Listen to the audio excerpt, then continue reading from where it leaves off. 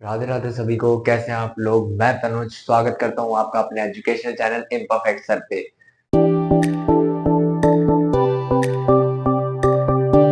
तो सबसे पहले कॉन्ग्रेचुलेशंस आप सभी को कि आपने 11th पास करके 12th में आ चुके हैं आप लोग। लेकिन अभी हमें रुकना नहीं है, क्योंकि अब है हमारे सबसे मुश्किल पड़ाव, बोर्ड्स और उसके बाद नीट। तो बोर्ड्स की तैयारी तो अच्छी चलती ही रहेगी, क्योंकि आप मेड से पढ़ रहे हैं। Just joking. तो सबसे पहले आइए शुरू करते हैं अपना बायोलॉजी का पहला चैप्टर, जो कि है sexual reproduction in flowering plants. देखिए, 11th में हम जैसे भी आ गए, ठीक है, हमने चाहे अपनी 11th बर्बाद करी या कुछ भी करा, लेकिन इस बार हमें ठीक से पढ़ना है, साथ ही साथ तैयारी करनी है पूरी तरह से। तो बिना टाइम वेस्ट करे शुरू करते हैं अपना पहला चैप्टर, जो कि है sexual reproduction in flowering plants. सबसे इजी चैप्टर रहने वाला है आपका बायोलॉजी का ये, क्योंकि इसके बारे में हम पहले भी पढ़ते रहते हैं। और दूसरी बात ये कि इसे मैं पढ़ाने वाला हूँ, और मैं तो आपके मुश्किल कॉन्सेप्ट्स को इजी कर ही देता हूँ। और मैं आपको दावे के साथ कह रहा हूँ, अगर आप ये वीडियो ठीक से सुनते और देखते हैं, साथ ही साथ नोट्स आप बना सकते हैं, क्योंकि बहुत ही इजी और वेल डिफाइंड नोट्स रहेंगे। और एक या दो बार आप अगर एनसीईआरटी गो थ्रू कर लेते हैं, तो सिर्फ इसी चैप्टर में नहीं, बल्कि आने वाले और चैप्टर्स में भी आप बहुत ही अच्छे मार्क्स स्कोर कर सकते हैं। तो आइए शुरू करते हैं सबसे पहला चैप्टर, हमारा sexual reproduction in flowering plants. तो इसमें हमें सबसे पहले क्या पढ़ना है? सबसे पहले हमें 5 इसमें पार्ट्स हैं, ठीक है। सबसे पहला पार्ट है आपका फ्लावर, ठीक है, जिसमें हमें फ्लावर का मॉर्फोलॉजिकल फीचर पढ़ना है। दूसरा है हमारा pre fertilisation structure and events, यानी कि फर्टिलाइजेशन से पहले कौन कौन सा स्ट्रक्चर बनता है फ्लावर का, और कौन कौन सी चीजें होती हैं फ्लावर के अंदर। देखो, फर्टिलाइजेशन जिसे नहीं पता, चिंता मत करो, मैं हूं ना, मैं बताता हूँ। फर्टिलाइजेशन,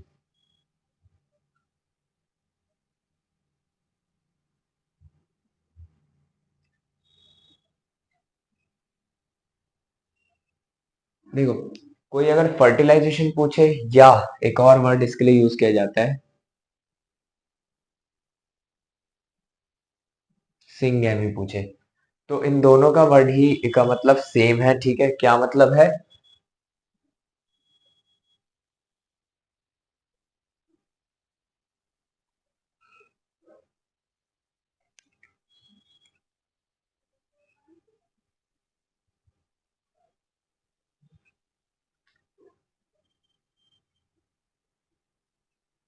ठीक है, क्या मतलब है? फर्टिलाइजेशन या सिंगेमी, दोनों का ही मतलब क्या है? Fusion of male and female gamete. यानी कि यह हमें बताता है कि फ्यूजन जब आपका मेल और फीमेल गैमेट का होगा, तो हम उसे फर्टिलाइजेशन कहेंगे। तो पहला पार्ट है आपका फ्लावर, दूसरा है pre fertilisation events and structure, यानी कि फर्टिलाइजेशन से पहले, फ्यूजन से पहले क्या क्या स्ट्रक्चर और इवेंट्स होते हैं एक फ्लावर के अंदर। उसके बाद है डबल फर्टिलाइजेशन, जिसमें हम जानेंगे कि फर्टिलाइजेशन कैसे होता है एक प्लांट में। उसके बाद है पोस्ट फर्टिलाइजेशन, पोस्ट का मतलब हमेशा याद रखना बाद में। पोस्ट फर्टिलाइजेशन फिर हम जानेंगे कि फर्टिलाइजेशन के बाद क्या क्या होता है प्लांट में। और उसके बाद हमारा लास्ट टॉपिक है एप्रोमिक्सिस, एपोक्सिमिसिस एंड पॉलीएम्ब्रॉयनी। हाँ, अब ठीक है। तो लगातार बने रहिए और स्किप कर करके मत चलना, बहुत ही अमेजिंग टॉपिक होने वाला है। और मेरी स्पीड बिल्कुल ठीक है, तो इसे 1.5x या 2x पे भी मत करना। हाँ, मैं जानता हूँ बच्चे करते भी है, क्योंकि हमने भी कर रखा है यार। ठीक है, तो सब बहुत ही बेसिक से पढ़ाऊंगा, मजा आने वाला है। चलो पढ़ते हैं।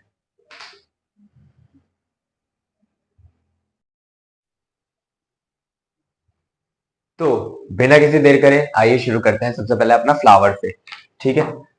लेकिन उससे पहले मैं आपको कुछ 11th का याद दिलाना चाहता हूँ, जो 11th जिसने ठीक से ना पढ़ी हो, जैसे कि मैं। तो 11th का एक बार छोटा छोटा हल्का सा इवेल्युएशन कर लेते हैं, ताकि हमें याद रहे कि हमें आखिर इस चैप्टर में ठीक से पढ़ना क्या है, ठीक है। अगर हम प्लांट्स की बात करें, ठीक है, प्लांट्स की बात करें, on the basis of flowers, ठीक है, सब लिखते भी रहेंगे। पहले आप समझ लीजिए या लिख लीजिए, या पहले लिख लीजिए फिर समझ लीजिए, दोनों करिए, क्योंकि जो नोट्स हैं वो यही है और बेस्ट रहने वाले हैं, ठीक है। तो फ्लावर के बिहाफ पे हमारे पास दो पार्ट हो गए थे, ठीक है,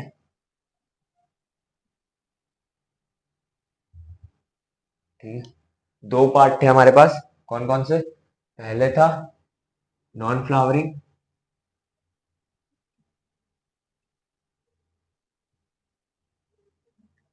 नॉन फ्लावरिंग और दूसरा था फ्लावरिंग। ठीक है, देखो, जिसको प्लांट किंगडम जिसने पढ़ा हो चैप्टर 3 या थोड़ा बहुत भी याद हो तो आप कमेंट कर सकते हो कि कौन कौन से टाइप्स हमने पढ़े थे प्लांट में। ठीक है, मैं यहाँ पे भी लिख रहा हूँ वैसे। ठीक है, तो नॉन फ्लावरिंग में आपके चार वो थे, चार हिस्से थे। अगर हम देखें तो पहला था आपका एल्गे, दूसरा ब्रायोफाइट्स, ब्रायोफाइट्स, तीसरा रीडोफाइट्स, और चौथा था जिम्नोस्पर्म्स। ठीक है, ये चार थे नॉन फ्लावरिंग, यानी कि इनमें फ्लावर नहीं होते थे। और लास्ट जो आपका फ्लावरिंग था वो था आपका एंजियोस्पर्म्स। ठीक है, एंजियोस्पर्म्स थे जिनमें आपका फ्लावर एक्चुअली में होता था। तो ये चैप्टर में हमें किसके बारे में पढ़ना है? बेसिकली हमें एंजियोस्पर्म्स के बारे में पढ़ना है। इन चारों को आप भूल जाइए। मैंने बस ये याद करवाने के लिए आपको कि हम किस फ्लावर के बारे में पढ़ेंगे वो इसलिए लिखा है। आप चाहे तो ये लिख भी सकते हैं, वरना स्किप कर सकते हैं, वैसे लिख ही लीजिए। ठीक है, तो इस चैप्टर का नाम हम एक और चीज से रख सकते हैं, sexual reproduction in angiosperm plants या एंजियोस्पर्मिक प्लांट्स। ठीक है, तो ये नोट कर लीजिए, उसके बाद आगे बढ़ते हैं।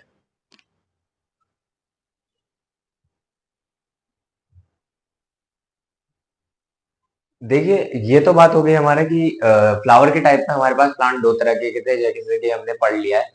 एक और टाइप आता है सीड की टाइप में। वैसे तो सीड के बारे में हमें बाद में पढ़ना है, लेकिन अगर हम बेसिक ओवरव्यू ले रहे हैं तो सीड का भी लेंगे। ठीक है, मैंने ज्यादा नहीं बिठाया क्योंकि वैसे ही कुछ टेबल बनेगी। ठीक है, तो प्लांट्स अगर हम सीड के टाइप पे देखें इस बार, तो भी दो ही होते थे। कौन कौन से? एज यूजुअल, जैसे कि आपके नॉन सीडेड एंड सीडेड। ठीक है, थोड़ा सा इस बार फर्क हो जाएगा। जैसे आपके यहाँ पे चार थे, ठीक है, एल्गे, कौन कौन से थे? Algae, bryophytes,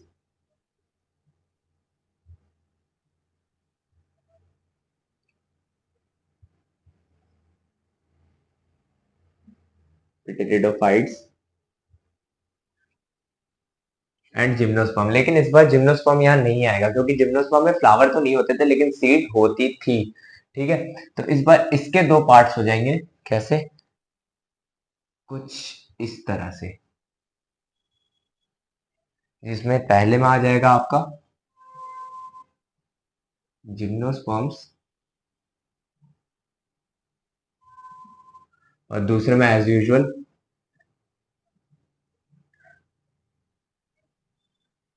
angiosperms. ठीक है, जिम्नोस्पर्म्स एंड एंजियोस्पर्म्स। अब अगर हम बात करें कि जिम्नोस्पर्म्स में आपका कैसा सीड होता था, तो इसमें थोड़ा सा और बनता है। ठीक है, कैसे? जिम्नोस्पर्म में अगर आप याद करें तो आपका नेक्ड सीड होते थे, यानी कि सीड कवर्ड नहीं होते थे। ठीक है, और अगर हम एंजियोस्पर्म में देखें, वही हम एंजियोस्पर्म में अगर देखें तो कवर्ड सीड होते थे। कवर्ड सीड, है ना? याद है ना? एग्जाम्पल्स आप कमेंट करके बताएंगे मुझे। ठीक है, तो नेक्ड सीड और कवर्ड सीड होते थे। एक और बात होती थी जो जिम्नोस्पर्म में, जिम्नोस्पर्म में जो अगर नेक्ड सीड है तो इनके फ्रूट कैसे होते थे? Seed with, sorry sorry sorry sorry sorry, fruit without seed. ठीक है, फ्रूट विदाउट, दिख नहीं रहा होगा, ठीक से मिटाते हैं।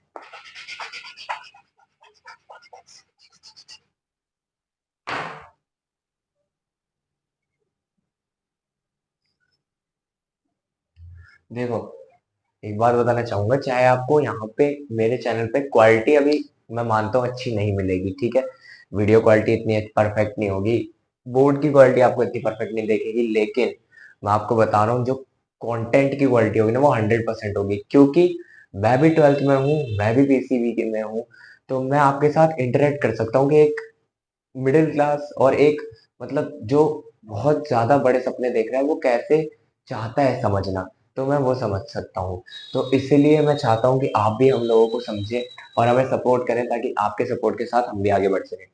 तो ये तो होगी बात। तो next seed fruit without seed होता था, और इसमें सीड जो होता था वो विद इन द फ्रूट होता था। ठीक है।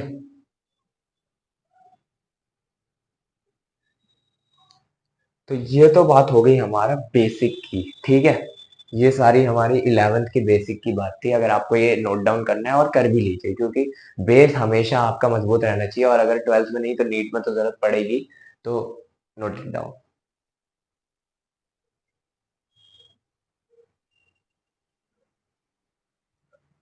तो चलिए अब आते हैं अपने चैप्टर पर। ठीक है। तो पहला जो हमारा पार्ट था, जैसे कि मैंने आपको बताया था, फ्लावर है। तो हमें फ्लावर के बारे में जानना है पहले तो। देखो, बायोलॉजी में सबसे ज्यादा जरूरी होता है डायग्राम। अगर आपको आंसर नहीं आता ना, और अगर आपको डायग्राम पता है और लेबलिंग पता है कहाँ कहाँ होगी, तो भी आपको उसके वैलिड नंबर मिल सकते हैं, जिससे आप इजिली पास हो सकते हैं। तो मैं ये सब इसलिए बता रहा हूँ क्योंकि अब मैं फ्लावर का डायग्राम बनाने जा रहा हूँ। ठीक है।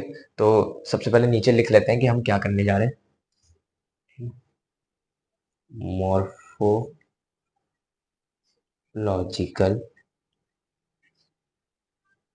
डायग्राम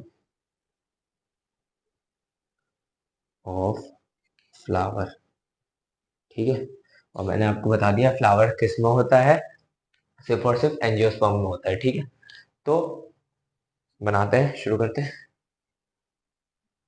देखो, ड्राइंग पे मत जाना, मेरी ड्राइंग थोड़ी सी अजीब है। ठीक है।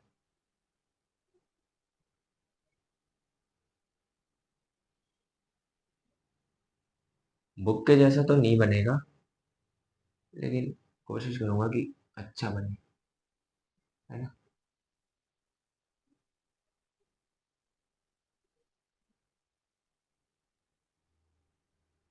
आप लोग ये वाला डायग्राम हमेशा याद रखें, क्योंकि ये आता ही आता है। ठीक है। ये ऐसा डायग्राम है जो हमेशा आपको हर जगह दिखेगा।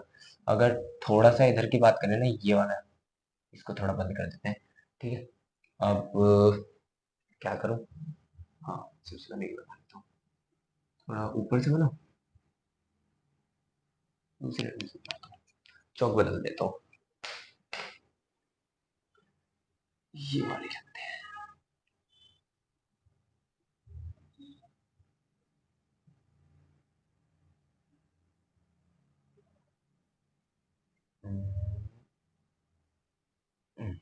ठीक है ना। फिर चौक बदलते हैं। तो यहाँ से ये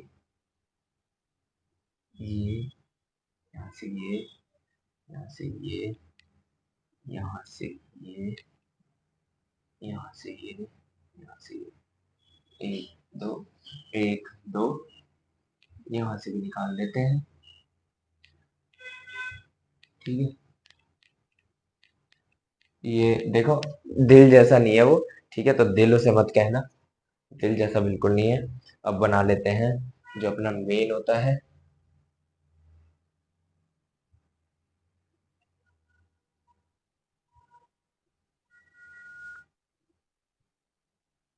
तो ओ, अच्छा बनाया यार मैंने। चलो, बहुत हो गया अपनी तारीफ। तो बेसिकली ये होता है एक, ठीक है, ये होता है एक मॉर्फोलॉजिकल फ्लावर का तरीका। अगर आपको समझ में नहीं आ रहा है, तो मैं यहाँ पे एक डायग्राम लगा दूंगा आपकी बुक का। ठीक है। तो बेसिकली ये होता है। अब इसके बारे में जान लेते हैं कि क्या पार्ट्स क्या होते हैं, किसको हम किस नाम से जानते हैं। ठीक है। देखो, जो ये वाला पार्ट होता है ना, ये वाला, ये डंडी जिसपे वो खड़ा रहता है प्लांट, उसे हम कहते हैं पेडिकल। ठीक है। पेडिकल। ठीक है। पेडिकल कहलाता है। और ये जिसपे आप देख रहे हो, इसी पे सारे फ्लोरल पार्ट्स अरेंज है इस पे। तो इसे, ये बहुत ही ज्यादा मेन होता है आपका, इसे हम कहते हैं थैलेमस। थैलेमस। ठीक है। थैलेमस ऐसे याद रखना, जिसपे फ्लावर अरेंज है वो थैलेमस है। कैसे? आप सामान को किस में रखते हो? थैले में रखते हो। ठीक है। तो ये भी सामान किस पे रखा हुआ है? थैलेमस पे। हाँ। जानता हूँ बहुत गंदा निमोनिक्स था, मैंने बनाया, याद कर लो यार। ठीक है, उसके बाद जो आपका ये है, ये जो बाहर को निकला हुआ है, ये है आपके सेपल्स। सेपल्स, ठीक है। और उसके बाद ये है आपके पेटल्स, ठीक है। और ये जो चीजें हैं ना, ये है आपका स्टेमन। भूल जाता हूँ यार कहीं कहीं मैं भी, मुझे एंथर याद आ रहा था, ठीक है। मतलब इस पूरे की बात कर रहा हूँ, ये पूरा स्टेमन है, ठीक है, ऊपर का भी नीचे का भी। और इसको कहाँ लिखूं, इसको यहाँ लिखते हैं चलो। और ये वाला जो है ना, ये है आपका पिस्टिल या फिर कार्पेल, ठीक है। पिस्टिल या कार्पेल दोनों नाम से इसे जाना जाता है। और थैलेमस का भी एक और नाम होता है, क्या, रिसेप्टेकल, ठीक है। लेकिन आप थैलेमस से याद रखो जिससे आपको ये याद रहेगा। तो पेडिकल, थैलेमस, उसके बाद सेपल्स, पेटल्स, ये स्टैमेन, और ये आपका पिस्टल। तो अब मैं आपको बता देता हूँ कि ये सब तो हो गया आपका मॉर्फोलॉजिकल, ठीक है। अब इनको अगर जैसे आप ये देख सकते हो कि बहुत सारे हैं, ठीक है। तो जब ये एक होल में होते हैं ना, जैसे यहाँ पे तो ये वाला तो सेपल है, क्या ये भी सेपल है? इस पूरे को एक साथ मिला के क्या क्या बोलते हैं? देखो, सेपल का जो होल्ड होता है ना, सबके होल्ड के बारे में बता रहा हूँ। होल याद रखना, होल, ठीक है। होल यानी कि ग्रुप्ड जब होते हैं, एक साथ लगे हुए होते हैं, तो सेपल का होल आपका कहलाता है कैलिक्स, ठीक है। सेपल के होल को हम क्या कहते हैं? कैलिक्स। और पेटल का जो होल होता है उसको कहते हैं कोरोला, कोरोला, ठीक है। स्टेमन आपका बेसिकली क्या होता है? इसको कहते हैं एंड्रोशियम, एंड्रोशियम, ठीक है। हाँ, तो मैंने क्या कहा, एंड्रोशियम कहते हैं स्टैमेन को, ठीक है। और पिस्टल या कार्पेल, इसका यहीं पे कुछ रख देता हूँ या यहाँ पे लिख देते हैं, ठीक है। इसको कहते हैं गायनोशियम,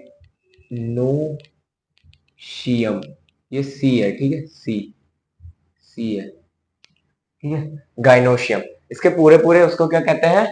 सेपल को कहते हैं हम कैलिक्स, पेटल को कहते हैं कोरोला, आपका स्टैमेन को कहते हैं एंड्रोशियम, और पिस्टल या कार्पेल को कहते हैं गाइनोशियम, ठीक है। ये आप एक बना लीजिए अपने कॉपी में, ठीक है। सबसे पहला पेज शुरू करते हुए अगर आपने वो दोनों लिखे हैं तो उसके बाद या पहला फ्लावर का टॉपिक देके ये बना लीजिए। उसके बाद मैं आपको और कुछ मेन जो टर्म्स हैं उनके बारे में बताता हूँ।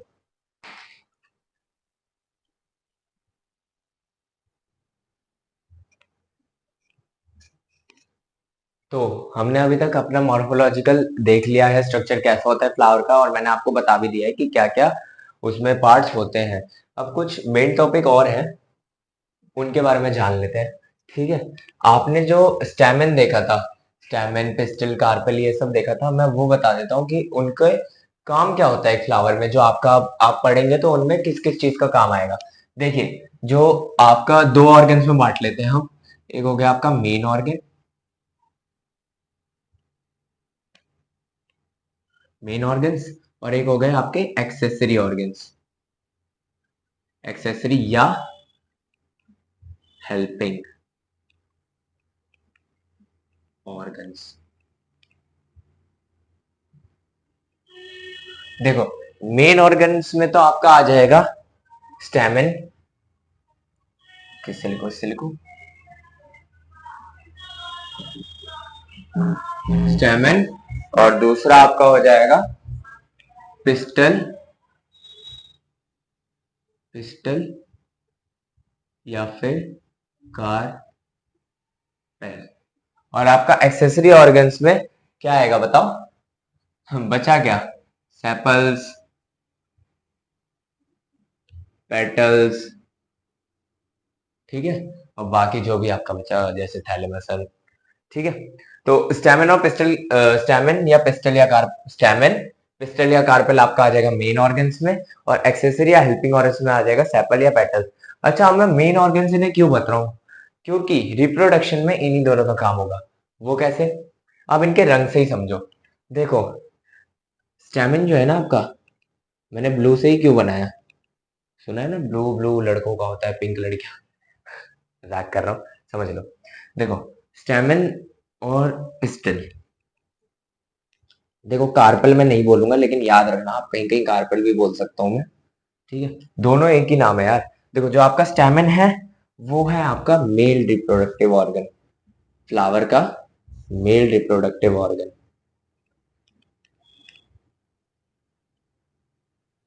ठीक है, और जो आपका पिस्टल या कार्पेल जो होता है वो है आपका फीमेल रिप्रोडक्टिव ऑर्गन। अब देखो, रिप्रोडक्शन की बात है तो मेल और फीमेल ही तो मेन होंगे ना। बाकी एक्सेसरी और हेल्पिंग ऑर्गन सेपल और पेटल होते हैं। हेल्प कैसे? देखो, पेटल्स इतने सुंदर होते हैं, वो आकर्षित करते हैं इंसेक्ट्स को। अभी हम आगे बहुत सारी चीजें पढ़ेंगे। देखो, प्रोटेक्शन में और पॉलिनेशन में, बहुत सारी चीजों में आपका ये दोनों चीजें हेल्प करते हैं। और स्टेमन और पिस्टल तो आपका मेन है ही। ठीक है, एक और बात याद रखना, अगर आपको याद नहीं होता ना तो इससे याद रखना, स्टेमन, मेन से क्या होता है? मेन का मतलब मेल, स्टेमन का मतलब मेल रिप्रोडक्टिव ऑर्गन। तो दूसरा आपको ऑटोमेटिकली याद हो जाएगा। ठीक है, इसे नोट डाउन कर लीजिए। फिर हम अपना चैप्टर का बेसिक, मतलब ये तो बेसिक ओवरव्यू सब खत्म हो गए। अब हम मेन चैप्टर अपना शुरू करेंगे with the pre fertilisation structure and events.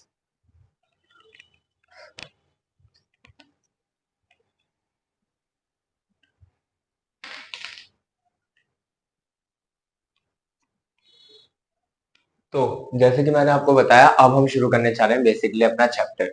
तो प्री फर्टिलाइजेशन स्ट्रक्चर और इवेंट्स में चैप्टर शुरू होने से पहले आपके दो लाइनें, दो पैराग्राफ है, उनमें मेनली ये कहा गया है कि जब आपका प्री फर्टिलाइजेशन स्टार्ट होता है, यानी कि फर्टिलाइजेशन से पहले आपका जो फ्लावर है उसमें इन बहुत सारे सेवरल स्ट्रक्चर और हार्मोनल चेंजेस आते हैं।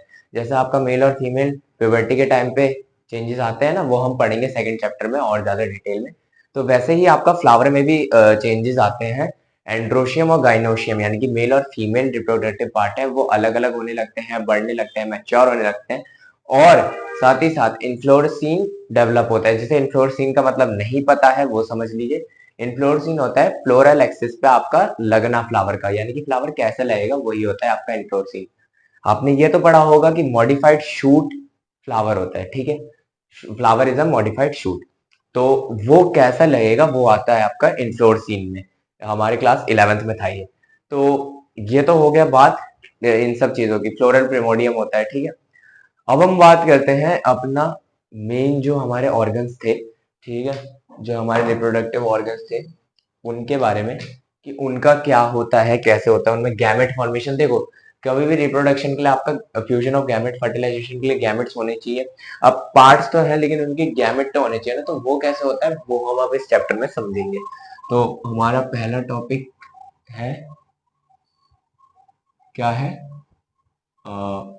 एक मिनट, पहला टॉपिक का मैं नाम देख लेता हूँ।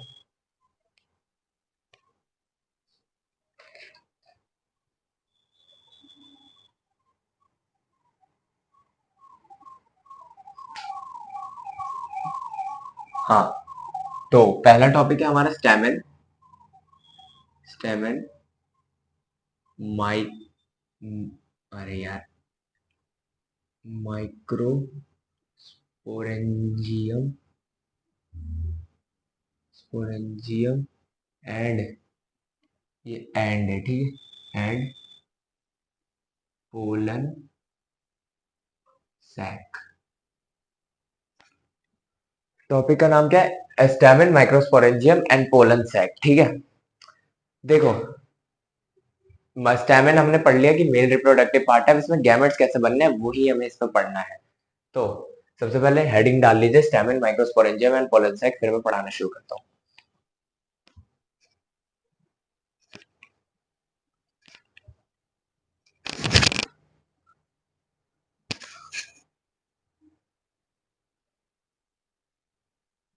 देखो यार, बहुत ज्यादा मेहनत लगती है एक वीडियो बनाने में। ठीक है, कंटेंट एक ही दिन में नहीं बन जाता। कंटेंट आपका चाहे आ भी जाए, अभी अगर मैं सच बताऊं ना, तो रात के 11 बजने को है, 11 बज भी गए, ठीक है, और मैं तब ये वीडियो बना रहा हूँ और अभी ये खींचेगी 12 बजे तक जाएगी, ठीक है। तो मैं जब इतनी मेहनत रात में कर रहा हूँ सिर्फ आपके लिए, तो आपका भी एक फर्ज बनता है कि आप हमारे चैनल को सब्सक्राइब करें, बेल आइकन दबाएं, जिससे हमारा मोटिवेशन लेवल इंक्रीज हो कि हाँ, लोग सही चाहते हैं। देखो, सिर्फ क्वालिटी देख के आप पता नहीं लगा सकते कि बंदे में कितना पोटेंशियल है। अगर आप वीडियो नहीं देख रहे हैं तो आपको पता नहीं चलेगा कि मैं किस हद से पढ़ा रहा हूँ। बहुत ज्यादा इजी लैंग्वेज में आपको समझाता हूँ, ठीक है, और यही चाहता हूँ कि आपको एक एक चीज समझ में आए। तो उसके लिए आपको मेरा भी मोटिवेशन बढ़ाते रहना होगा। तो करना क्या है, सब्सक्राइब कीजिए, और जो भी आपको लगता है कि कमी है वो आप कमेंट करके हमें बता सकते हैं, हम उस पर जरूर सुधार करने की कोशिश करेंगे, और एक लाइक जरूर बनता है।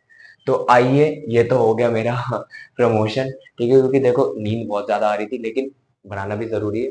तो ये तो अमर हो गया हमारा प्रमोशन। अब हम बात करते हैं अपने chapter stamen microsporangium and pollen sac, जो हमारा पहला टॉपिक है, ठीक है, रिफर्टिलाइजेशन का, उसके बारे में। तो देखो भाई, डायग्राम सबसे ज्यादा मेन होता है बायोलॉजी में, जैसे कि मैं बार बार कह रहा हूँ। तो सबसे पहले डायग्राम बना लेते हैं, उसके बाद पढ़ना शुरू करेंगे। किससे बनाओ, व्हाइट से बनाओ। ग्रीन चौक ना अभी मेरे पास है नहीं, और दूसरी बात ये है कि जहाँ पे मैं वीडियो बनाता था वो जगह से मेरे दोस्त जहाँ जिनका बोर्ड था वो चले गए हैं, ठीक है।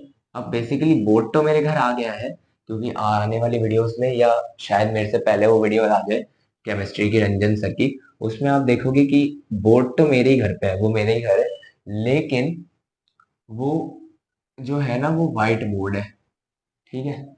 और वो बार बार मैं इधर उधर नहीं कर सकता, बहुत ज्यादा बड़ा है तो बहुत ज्यादा दिक्कत होती है।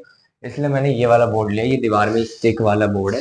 तो इसमें हाँ, मैं जानता हूँ कि ठीक से मिटता नहीं है, लेकिन काम चला हुआ है। अगर आप सपोर्ट करेंगे तो हम एक और बोर्ड ले भी लेंगे बहुत जल्द, ठीक है। तो ये हो गया हमारा स्टेमिन। लिख लेते हैं नीचे, स्टेमिन, ठीक है। ये एक स्टेमिन का डायग्राम है, ठीक है। अब हम बात कर लेते हैं इसमें कि हमें क्या क्या दिख रहा है। स्टेमिन को देखो दो पार्ट में डिवाइड किया जाता है, ठीक है। जो ऊपर का पार्ट होता है ना आपका, उसको हम कहते हैं एंथर, और जो ये पूरे पार्ट होता है, ये पूरा देखो, ये चीज जो है ना, ये चीज ये चीज तो आपका थैलेमस है, थैलेमस से जुड़ा हुआ है। और जो ये होता है ना स्टॉक जैसा, ठीक है, उसको हम कहते हैं फिलामेंट, ठीक है। तो आप देख सकते हो कि जो आपका डिस्टल पार्ट है, ठीक है, डिस्टल पार्ट है फिलामेंट का, वो एंथर से जुड़ा हुआ है, और जो प्रॉक्सिमल पार्ट है वो थैलेमस से जुड़ा हुआ है। अब आप बोलोगे एक मिनट एक मिनट, मैं ये इंग्लिश में क्या बोल गया, प्रॉक्सिमल और डिस्टल, इसका मतलब भी समझ लो। देखो, प्रॉक्सिमल का मतलब होता है, प्रॉक्सिमल पी से शुरू हो रहा है यानी कि पास, ठीक है, और डिस्टल डी से शुरू हो रहा है यानी कि दूर। यानी कि जो डिस्टल पार्ट यानी कि दूर का पार्ट है फिलामेंट का, वो एंथर से जुड़ा हुआ है, और जो पास का पार्ट है फिलामेंट का, वो आपका थैलेमस से जुड़ा हुआ है, ठीक है। तो ये तो हो गया हमारा स्टेमिन का एक डायग्राम, कि स्टेमिन आखिर दिखता कैसा है। अब इसके हम मेन मेन टॉपिक के बारे में बात कर लेते हैं। अब देखो, गैमेट फॉर्मेशन आपका यहाँ पे होगा, एंथर पे, ठीक है। तो बेसिकली हमें एंथर के बारे में ही पढ़ना है, फिलामेंट के बारे में नहीं पढ़ना है। तो एंथर के बारे में अगर हम बात करें ना, तो एंथर को हम बाद में जब इस जगह से ना और ज्यादा पार्ट्स में बांटते हैं, एक और डायग्राम बनता है एंथर का, ठीक है, कुछ ऐसा। अगर हम इसे खाली देखें तो ये कुछ ऐसा बनेगा, राइट, कुछ ऐसा बनेगा ना। ये आपको कैसा दिख रहा है? डोरेमोन की आंख जैसा, अगर ये हमें आंख बना दो है, लेकिन ऐसा नहीं है। देखो, कुछ ऐसा आपको दिखता है, इसे हम कहते हैं लोब, एक लोब, दो लोब, और जब दो चीज होती है तो क्या कहते हैं, बाई। तो ये बाइलोब स्ट्रक्चर कहलाता है। तो आपका इसमें मैं डाल देता हूँ एंथर, ठीक है, पहला, कि ये एक बाइलोब स्ट्रक्चर है, ठीक है, बाइलोब्ड है, ठीक है। अब एंथर को ना सिर्फ इधर ही तक नहीं रोकते, देखो बायोलॉजी वालों में बहुत ज्यादा वो होता है कि ये कैसे हुआ, वो कैसे हुआ, क्यूरियोसिटी होती है। तो इसको ना और ज्यादा जब ट्रांसफर सेक्शन किया जाता है, तो ये कुछ ऐसा दिखने लगता है, इसी को कुछ ऐसा,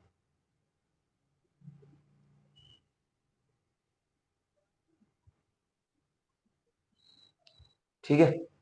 तो ये आपका कुछ ऐसा दिखने लगता है, आपका एंथर। और यहाँ पे आपका होता है एक ऐसे, सब बताऊंगा क्या होता है, धीरे धीरे बताना है, ठीक है। 1 2 3 4। ओ, तेरा भूत जैसा लग रहा है, कंकाल जैसा। ठीक है, तो कुछ ऐसा आपका ये चीज ऐसी दिखने लगती है। ठीक है, अब आप बोलोगे बड़ी अजीब है। हाँ भाई, अजीब तो है यार, बायोलॉजी है तो अजीब तो होती है। ठीक है, अब देखो, बाइलोब स्ट्रक्चर है। अब इसमें क्या क्या है वो समझ लो। जो ये खाली पार्ट होता है ना, ये वाला, इसको जब तोड़ा है तब ये देखो, अगर यहाँ से हम इसे काटे तो ये एक लोब, ये दो लोब, अगर यहाँ से हम ऐसे ऐसे काट दें तो, ठीक है, तो ये एक लोब, ये दो लोब। तो इस पार्ट को हम पता क्या कहते हैं, इस पार्ट को हम कहते हैं थीका। थीका, ठीक है। अब आपको एक लोब में एक थीका दिख रहा है, दूसरे लोब में दूसरा थीका, तो पूरे एंथर में कितने थीका है, दो थीका। तो इसलिए एंथर को डायथीशियस भी कहते हैं, डायथीशियस। देखो, डाई का मतलब भी दो ही होता है बाय का मतलब भी दो ही होता है। ठीक है, तो डायथीशियस और बाइलोब्ड होता है। ठीक है, और टेट्रागोनल, देखो चार पार्ट दिख रहे हैं ना आपको, टेट्रागोनल स्ट्रक्चर भी कहते हैं, लेकिन अभी मैं नहीं लिखूंगा, बाद में लिखूंगा, और वो बाद में आपको समझ में आ जाएगा क्यों लिखो। तो अभी हमें क्या क्या पता चला कि हमारा एंथर क्या है, बाइलोब्ड है और डायथीशियस है। ओके, ये बात तो पता चल गई। अब बेसिकली क्या होता है, इसके बारे में हमें पढ़ना है। पहले ये समझते हैं, डायग्राम आप उतार लीजिए। ठीक है,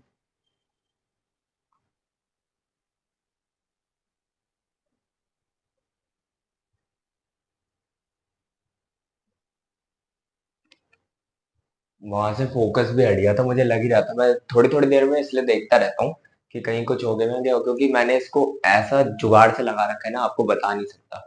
ठीक है, तो मैं देखता रहता हूँ कि कहीं कोई प्रॉब्लम तो ना आई हो। तो अब इस मेन स्ट्रक्चर से ही ना हमें सब कुछ जानना है। तो सबसे पहले इस मेन स्ट्रक्चर के बारे में ही बात कर लेते हैं। देखो, मैंने आपको कहा था कि टेट्रागोनल स्ट्रक्चर होता है कैसे। आपको ये चार चीजें दिख रही हैं, ये चार चीजें, इन्हीं की वजह से ये टेट्रागोनल कहलाता है। अब ये चार चीजें है क्या, ये समझो। देखो, स्टेमिन की तो बात हो गई, एंथर के बारे में मैंने बता दिया और फिलामेंट के बारे में बता दिया। अब आपको पढ़ना है माइक्रोस्पोरेंजिया के बारे में। क्या है, दूसरा पार्ट है आपका माइक्रोस्पोरेंजियम। देखो, अब आप बोलोगे मैंने तो अभी माइक्रोस्पोरेंजिया बोला, क्या माइक्रोस्पोरेंजियम लिखा है, क्या दोनों अलग है या दोनों सेम है या क्या है। देखो, माइक्रोस्पोरेंजियम तब कहलाता है जब हम सिंगुलर की बात करते हैं। ये जो चार है ना, इन चारों को मिला के कहते हैं माइक्रोस्पोरेंजिया।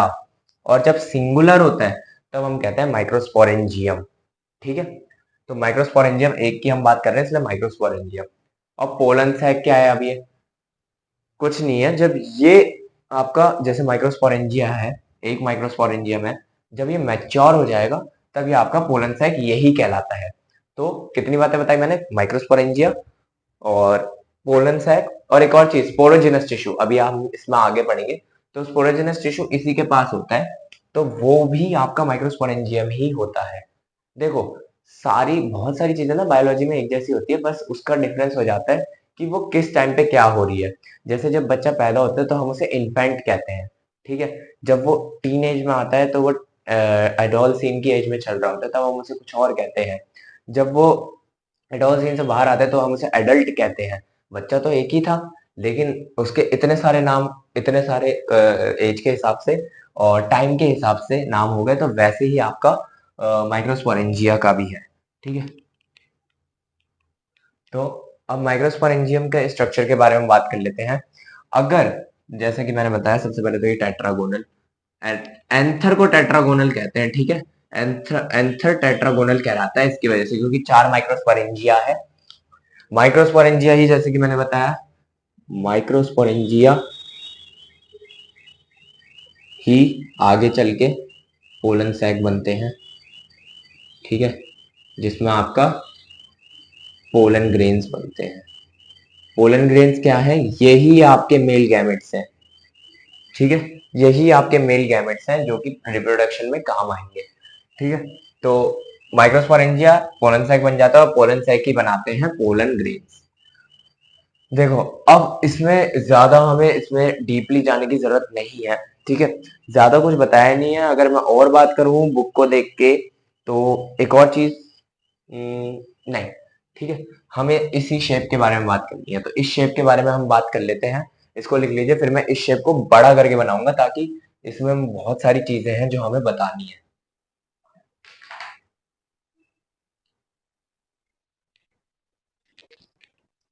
तो आपको यहाँ पे दो डायग्राम दिख रहे होंगे। पहला वाला एंथर का है, और जब मैं एंथर में से ही एक पार्ट को काट लेता हूँ, देखो चार है, ठीक है। अब एक पार्ट को मैंने काट लिया, यहाँ से अगर मैं इसको काट दूँ, ठीक है, और जब माइक्रोस्कोप में देखूँ तो कुछ ऐसा डायग्राम निकलता है। बुक से आप और अच्छे से देख सकते हैं, ठीक है। तो अभी मैं बता देता हूँ आपको इसमें पार्ट्स क्या क्या हैं। ऐसा कुछ डायग्राम निकलता है एक माइक्रोस्पोरेंजियम का। दूसरी चौक इस्तेमाल करते हैं, ठीक है। तो बताता हूँ लेयर क्या क्या है। पहली आपकी जो लेयर है वो कहलाती है एपिडर्मिस। क्या कहलाती है? एपिडर्मिस, ठीक है। दूसरी लेयर जो है आपकी वो कहलाती है एंडोथीशियम। एंडोथीशियम, ठीक है। तीसरी लेयर जो है आपकी, ये दो लेयर को मिलके बनती है, जो आगे पीछे वाली है और जो आगे वाली है, ठीक है। इन दोनों को मिला के हम बोलते हैं middle layers. Middle middle layers layers, ठीक है। उसके बाद ये हो गया हमारा एपिडर्मिस, एंडोथीशियम, मिडल लेयर्स। अब यहाँ पे, ठीक है, यहाँ पे देखना, यहाँ पे ना एक लेयर होती है जो कि आपका एकदम ठीक पास होती है पीएमसी या एमएमसी के। इन चारों में आपको जैसे कि दिखा कि माइक्रोस्पोरेंजिया होते हैं, ठीक है। तो इनमें अलग अलग लेयर होती है, लेकिन अलग करके देखें ना तो देखा जाता है कि इनमें एक अलग ही लेयर प्रोवाइड होती है, ठीक है। तो वो हमारी यहाँ से अलग होती है। यहाँ पे तो आपको सारी लेयर दिख रही होगी। ये सारे आपके जो हैं वो एमएमसी है, एमएमसी या फिर पीएमसी, ठीक है। यानी कि आपके पोलन मदर सेल है, और इन्हीं के पास एक लेयर होती है जो कि होती है टेप्टम। देखो, हालांकि सारी लेयर्स मिलके प्रोवाइड करती हैं प्रोटेक्शन, लेकिन ये अलग होती है। ये हो गई आपकी एमएमसी और पीएमसी, यानी कि पोलन मदर सेल, या सॉरी, हाँ, या फिर माइक्रोस्पोरेंजिया मदर सेल, ठीक है। देखो, तीनों मिलके तो सारी एक जैसी होती है, लेकिन तीनों प्रोटेक्शन करती हैं। सारी लेयर्स आपकी मिलके प्रोटेक्शन करती है किसकी? एमएमसी या पीएमसी की। लेकिन जो आपकी टेप्टम है, जो आपकी टेप्टम है, ये थोड़ी सी डिफरेंट होती है। न्यूट्रिशन प्रोवाइड करती है। क्या? न्यूट्रिशन प्रोवाइड करती है। प्रोवाइड भी लिख देते हैं, प्रोवाइड्स न्यूट्रिशन। यह आपकी न्यूट्रिशन प्रोवाइड करती है, किसमें? पीएमसी को प्रोवाइड करती है, ताकि आपके जो माइक्रोस्पोर्स हैं वो बन पाए, ठीक है। तो एपिडर्मिस, एंडोथीशियम, मिडल लेयर, टेप्टम, ये हो गया आपका, अगर हम इसे काट के लिखें तो, ठीक है। यहीं पे आपका ना एक क्या बोलते हैं, प्रोसेस आता है जो कि इम्पोर्टेंट है, ठीक है। पहले मैं आपको बता देता हूँ कि ये होता कैसे है। कोई भी गैमेट बनाने के लिए हमें करना क्या होता है? ये मान लीजिए पीएमसी है, ठीक है, 2n की प्लॉइडी है मान लीजिए इसकी। अब कोई भी गैमेट बनाने के लिए हम करते क्या है? मियोसिस, याद है ना? गैमेट के लिए मियोसिस करते हैं, रिडक्शनल डिवीजन होता है, 1 से 4 बनते हैं। तो होता क्या है, ये जो पीएमसी है, ये सबसे पहले मान लीजिए इसकी 2n की प्लॉइडी है, ठीक है। तो ये क्या करेगी? सबसे पहले एन बनाएगी, ठीक है। मियोसिस मियोसिस 1 करेगी, लिख लेते हैं, मियोसिस 1 करेगी, जिसमें एन की प्लॉइडी बन जाएगी, ठीक है। अब ये जो एन एक बने हैं, पहले इनको गोल कर लेते हैं, गोल गोल, हाँ, एन, अब ऐसे करते हैं, ठीक है। अब ये जो एन बने हैं, ये दोनों और करेंगे, और डिवीजन करेंगे, मियोसिस 2 करेंगे और बना लेंगे दो दो और, ठीक है। एक 2n ने 2 बनाए, फिर 2 और बने, n, ठीक है। अब ये हमारा कहलाएगा, जो ये 4 हमारे अलग अलग बने हैं, ये हमारा मियोसिस 2 में आता है, जो कि माइटोसिस से एकदम सिमिलर होता है, इसलिए इनका नंबर नहीं बदलता है। तो फाइनली क्या हुआ? एक ने 4 बनाया, एक पीएमसी ने 4 वो पोलन ग्रेडियंट्स बनाए, ठीक है। तो इनमें भी अगर 4 जैसे हैं तो सोचो, एक 4 बनाते हैं तो कितने सारे बनते होंगे, है ना? तो हज़ारों की संख्या में बनते हैं। और क्यों बनते हैं? क्योंकि क्या बोलते हैं, जब इनको प्रोटेक्शन करनी होती है, लिख लीजिए पहले आप। तो मैंने आपको बताया कि 4 बनते हैं एक से, ठीक है। और इस प्रोसेस को, ये एक प्रोसेस होता है, इसको हम कहते हैं माइक्रोस्पोरोजेनेसिस। ये प्रोसेस बहुत ज़्यादा ज़रूरी है, इसकी डेफिनेशन लिख लेते हैं, ठीक है। इस पूरे प्रोसेस को जो मैंने आपको यहाँ दिखाया है उसको कहते हैं माइक्रोस्पोरोजेनेसिस, यानी कि पीएमसी से माइक्रोस्पोर्स का बनना, पोलन ग्रेन्स का बनना। तो लिखते हैं इसे इंग्लिश में, ठीक है। तो जैसे कि 2n था, ये 4 इन्होंने बनाया, तो इसी को हमने लिखना है कि मियोसिस से बने हैं ये। तो कैसे लिखेंगे? द फॉर्मेशन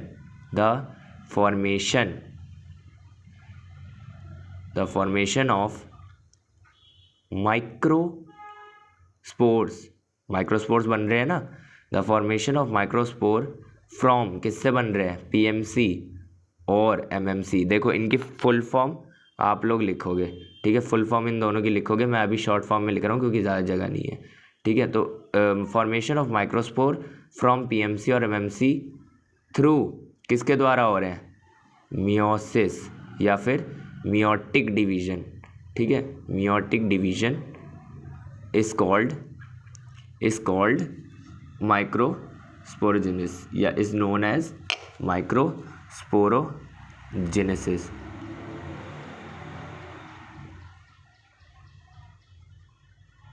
तो क्या कहा मैंने?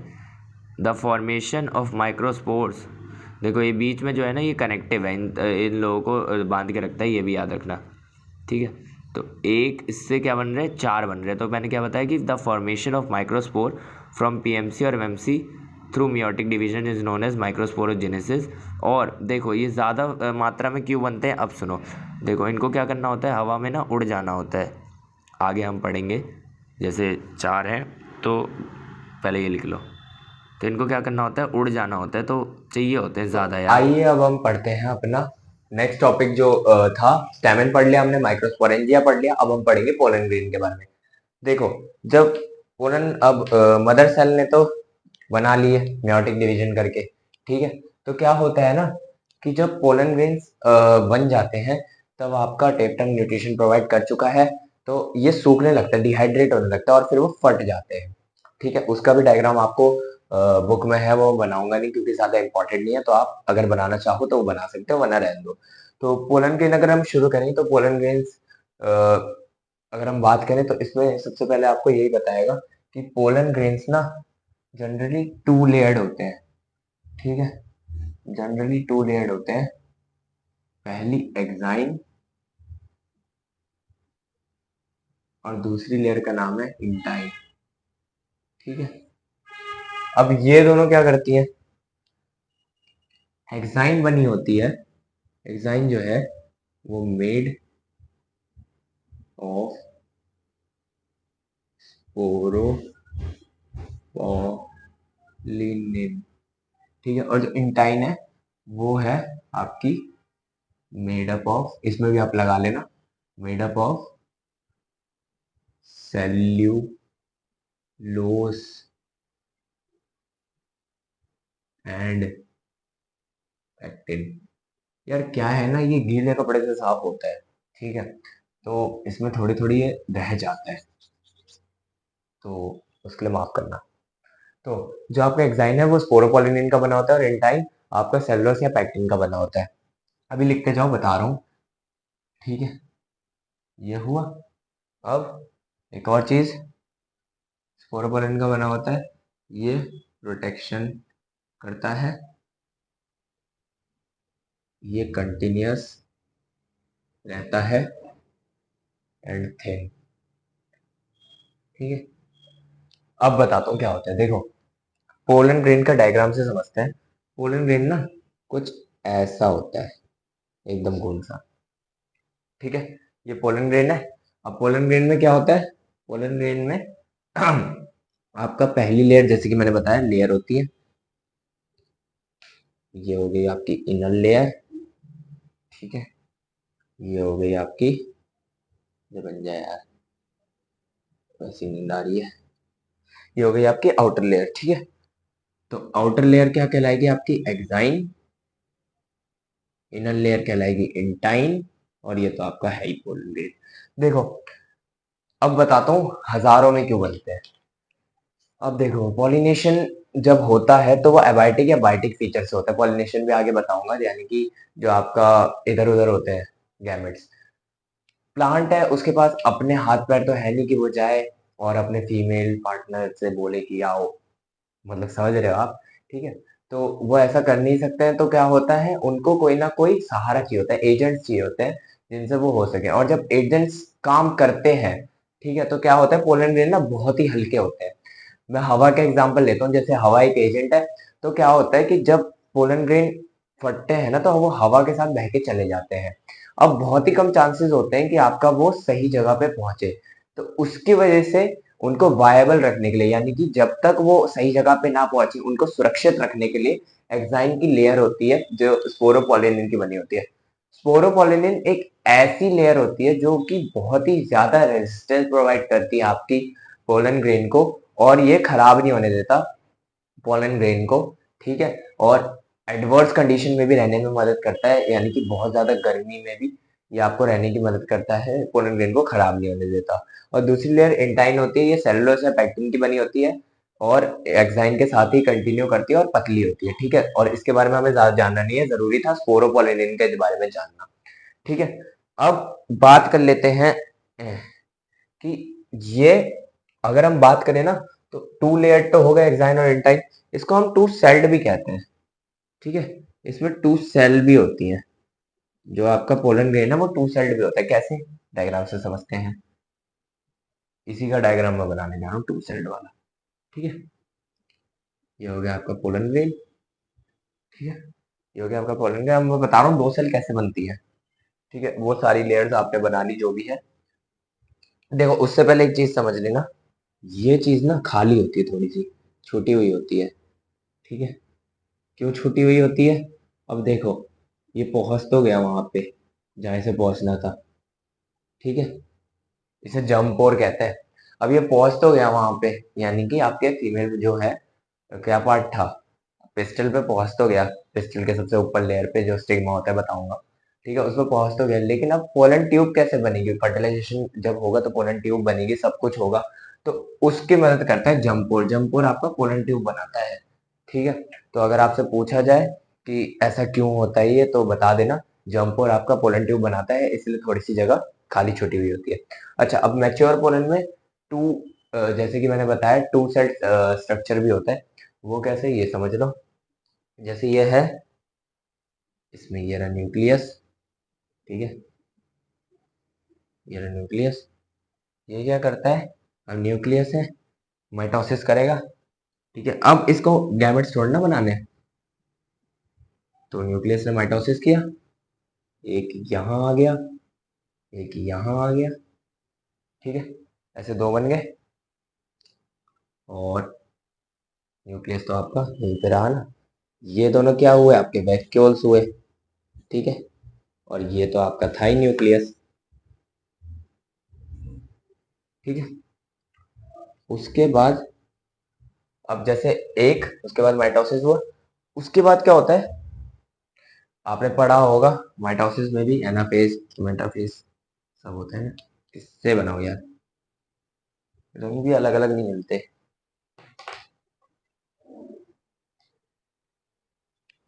एक ना, कैसे बताऊं, रुक जाओ। ये दोनों वैक्यूल्स ना एक में मिल जाते हैं और एक एसिमेट्रिकल स्पिंडल ऐसे बन जाता है। ये सब तो आपने पढ़ा होगा यार, स्पिंडल फाइबर बन जाता है, वो खींच लेता है, तभी तो अलग अलग होते हैं ना। तो ये एक एसिमेट्रिकल एसिमेट्रिकल स्पिंडल बन जाता है, ठीक है। उसके बाद क्या होता है, उसके बाद आपका अलग अलग रंग से, उसके बाद क्या होता है, खिंचाव हुआ, ठीक है। ये इसमें से निकल के दो फिर तोड़ देता है, ठीक है। वैक्यूल्स देखो पास पास होते हैं, मैंने यहाँ पे अलग अलग बना दी, ये थोड़ा गलत सा है, ये दोनों पास पास होते हैं, ठीक है। तो उसके बाद क्या होता है, ये बढ़ जाता है, यहाँ पे आपका आ जाता है, ठीक है। यहाँ पे ऐसे लाइनिंग से आ जाती है ये। अब आप बोलोगे ये क्या गंदी सी चीज बना दी, यही है भैया, यही है इसका two layer two cell structure. देखो ये जो बड़ी वाली सेल दिख रही है ना, ये आपकी होती है वेजिटेटिव सेल। ठीक है, कोई पूछे बड़ी सेल कौन सी होती है तो वेजिटेटिव, दूसरी छोटी वाली होती है जनरेटिव। देखो वेजिटेटिव का इतना सा काम होता है, ये फूड रिजर्व स्टोर करता है, बिगर होता है, ठीक है, ग्रोथ में हेल्प करता है। लेकिन जनरेटिव का काम होता है, ये वहां पे जाके फिर फर्टिलाइजेशन में काम आता है, ठीक है, सिंगेमी में काम आता है। जनरेटिव सेल और आगे चल के मेयोसिस करती है, तो इससे क्या होता है कि आपका 60% pollen grains two cell structure बनते हैं, लेकिन जो 40% होते हैं, 40% होते हैं वो थ्री सेल्ड होते हैं। थ्री सेल्ड कैसे? जनरेटिव सेल जैसे मैंने बताया आगे चल के और माइटोसिस करने की इसमें क्षमता है, तो फिर थ्री सेल्ड बन जाता है। ठीक है, अब आप ये लिख लीजिए, उसके बाद हम पोलन ग्रेन्स के बारे में, अब मैंने मेन मेन चीजें सारी बताती हैं, थोड़ी सी और है कि कहाँ कहाँ ये यूज होती हैं और क्या क्या चीजें हैं, थोड़ी सी और बची हैं, वो पढ़ लेते हैं, फिर हमारा जो मेल वाला पार्ट है वो खत्म हो जाएगा।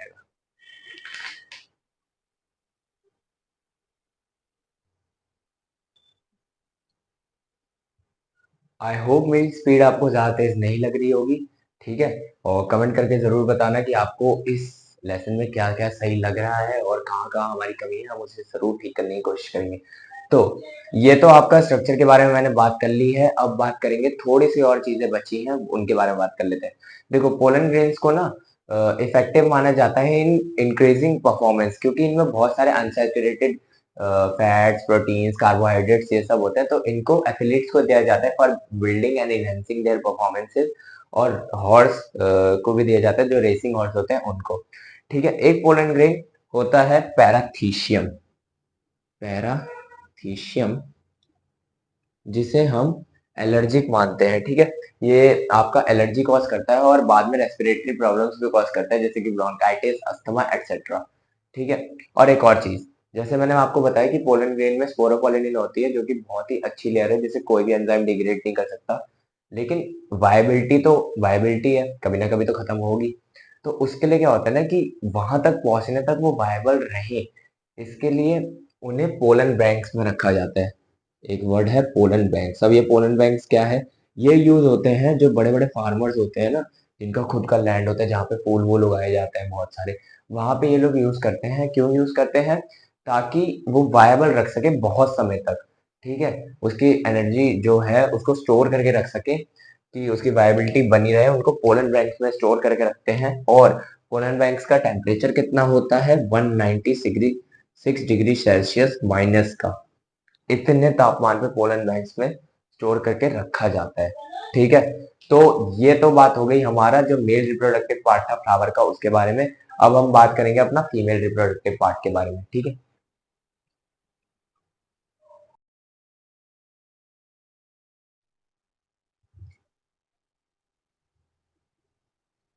तो अभी तक हम लोगों ने अपना मेल रिप्रोडक्टिव पार्ट खत्म कर लिया प्री फर्टिलाइजेशन में।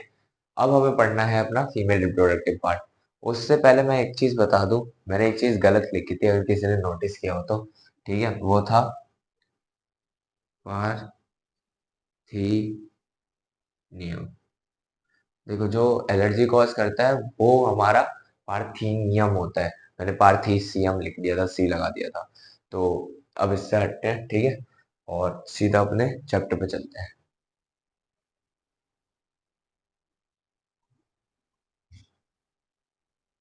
तो जो आपका फीमेल रिप्रोडक्टिव पार्ट है फ्लावर का, उसे मैंने बताया था आपको क्या कहते हैं, उसे हम कहते हैं पिस्टल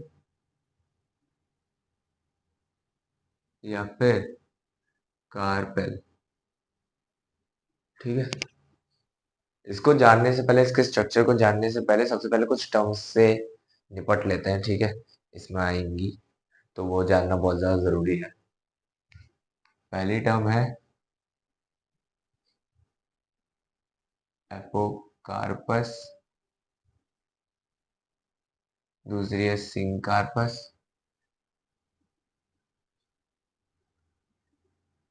तीसरी है मोनोकार्पस,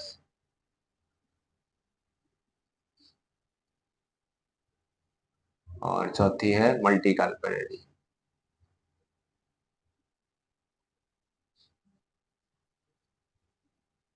मोनोकार्पस भी बोल सकते हैं या फिर मोनोकार्पेलरी भी बोल सकते हैं। ठीक है, ठीक है, तो जान लेते हैं ये है क्या। देखो सबसे पहले इन दोनों को जान लेते हैं कि इन दोनों से रिलेटेड है ये दोनों। ठीक है, किसी प्लांट में, जैसे मैंने सबसे पहले जब प्लांट का डायग्राम बनाया था, फ्लावर का डायग्राम बनाया था, ठीक है, तो उसमें मैंने क्या दिखाया था, बहुत सारे एंथर थे, यानी कि बहुत सारे आपके मिल्ट्री प्रोडक्ट के पार्ट थे, स्टैमेन थे, लेकिन एक मैंने सिर्फ बनाया था पिस्टल या फिर कार्पेल। ठीक है, तो जिसमें एक पिस्टल या फिर कार्पेल होता है उसे हम कहते हैं मोनोकार्पेलरी फ्लावर। ठीक है, तो वन पिस्टल। ठीक है, एक ही पिस्टल या फिर कार्पेल होता है इसमें, एक से ज्यादा नहीं होते। अच्छा, वैसे मल्टी कार्पेलरी, मल्टी से क्या मतलब है, बहुत सारे। तो मल्टी में क्या होता है, मल्टी में आपका हमेशा more than more than one carpel या फिर पिस्टल। देखो कार्पेल और पिस्टल एक ही है, कहीं कहीं मैं बार बार दोनों चीजें यूज नहीं करूंगा, तो कहीं कहीं मैं सिर्फ कार्पेल बोल दूंगा, कहीं कहीं पिस्टल, तो समझ जाना। ठीक है, तो मैंने क्या बताया कि मोनोकार्पेलरी तब जब एक पिस्टल होगा, और मल्टी कार्पेलरी जब जब एक कार्पेल होगा। कार्पेल पिस्टल एक ही तो है। उसके बाद अब इन दोनों को हमने समझ लिया, अब इन दोनों को चीजों को समझते हैं। देखो, जब एक प्लांट में बहुत सारे कार्पेल या फिर पिस्टल जो भी आप बोलो वो होते हैं, तो या तो वो फ्रीली रहते हैं, ठीक है, एक एक एक ऐसे रहते हैं, या तो फ्यूज हो जाते हैं, एक दूसरे में मिल जाते हैं। तो जब वो फ्री रहते हैं तब हम उन्हें कहते हैं एपोकार्पस। ठीक है,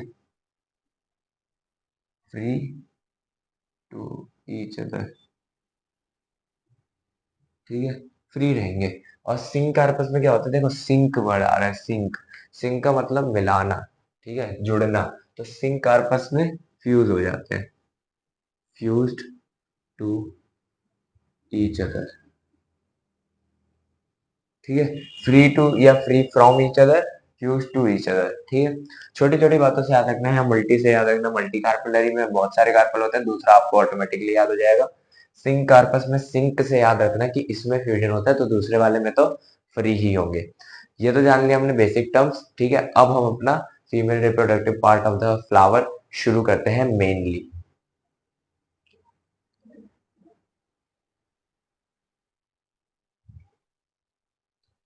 तो ये तो हमने बात कर ली थी कुछ बेसिक टर्म्स की। ठीक है, और इसके होल्ड को क्या कहते हैं, पिस्टल या कार्पेल के, उसको आप मुझे कमेंट सेक्शन में बताइए, जो मैंने बहुत बार बता दिया है। अब हम बात करते हैं जो मेन स्ट्रक्चर होता है अपने पिस्टल या कार्पेल का, उसके बारे में। देखो, चौक में और रंगों में लेनी पड़ेगी है ना, रंग अच्छे लगते हैं बायोलॉजी में। ठीक है, तो पिस्टल का पहले एक डायग्राम बना लेते हैं, कुछ ऐसा, है ना, और ये ऐसे है।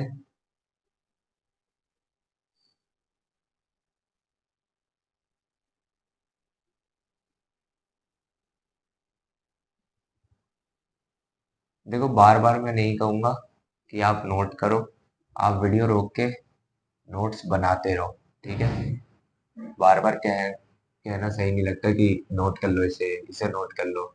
ठीक है, तो आप वीडियो रोक के खुद भी नोट करते रहो। मैं सबके नीचे जो ये बना रहा हूँ ये थैलेमस है, ये याद रखना। ठीक है, थैलेमस से ही तो जुड़े रहते हैं ना ये। देखो एक पिस्टल या कार्पेल ऐसा होता है एक, ठीक है, मोनोकार्पेलरी बनाया मैंने, तो पिस्टल या कार्पेल एक ऐसा होता है। तो इसमें पार्ट्स कितने हैं, इसमें 3 पार्ट्स में डिवाइड किया जाता है। ठीक है, लिख लेते हैं उनके नाम। नंबर 1 आपका होता है स्टिग्मा। ठीक है, नंबर 2 होता है स्टाइल, और नंबर 3 होता है ओवरी। समझाता हूँ अब। देखो, जो ये ऊपर के पार्ट्स है ना, ये वाले, ये वाला, ये वाला, ये वाला पार्ट, ये होता है हमारा स्टिग्मा। ठीक है, अब ये जो आपको ये पूरी ट्यूब दिख रही है, ये ये पूरा, इतना जो ये सिलेंड्रिकल मतलब सीधा पार्ट है, उसको हम कहते हैं स्टाइल। ठीक है, और ये जो गोल सा पार्ट यहाँ पे थैलेमस से ज्वाइन रहता है, ये वाला, इसे हम कहते हैं ओवरी। तो स्टिग्मा, स्टाइल और ओवरी। देखो स्टिग्मा का काम क्या होता है, जब पोलन ग्रेन आएगा तब स्टिग्मा पे चिपकेगा और स्टिग्मा फिर पोलन ट्यूब बनाता है। सब पढ़ेंगे अभी हम आगे। स्टाइल का क्या काम होता है, स्टाइल स्टिग्मा और ओवरी को जोड़ता है बस। और ओवरी सबसे मेन है, इसी में आपका सारा कुछ होता है। ठीक है, न्यूट्रिशन, प्लांटेशन सब इसी में होगा, एम्ब्रियो का बनना सब कुछ। ठीक है, तो ये मेन है। उसके बाद क्या होता है कि इसी ओवरी के अंदर ना, इसी ओवरी के अंदर लिख देते हैं इनसाइड। ठीक है, एक लोक्यूल होता है, लोक्यूल या ओवेरियन कैविटी होती है, लिख देते हैं, या फिर ओवेरियन कैविटी होती है।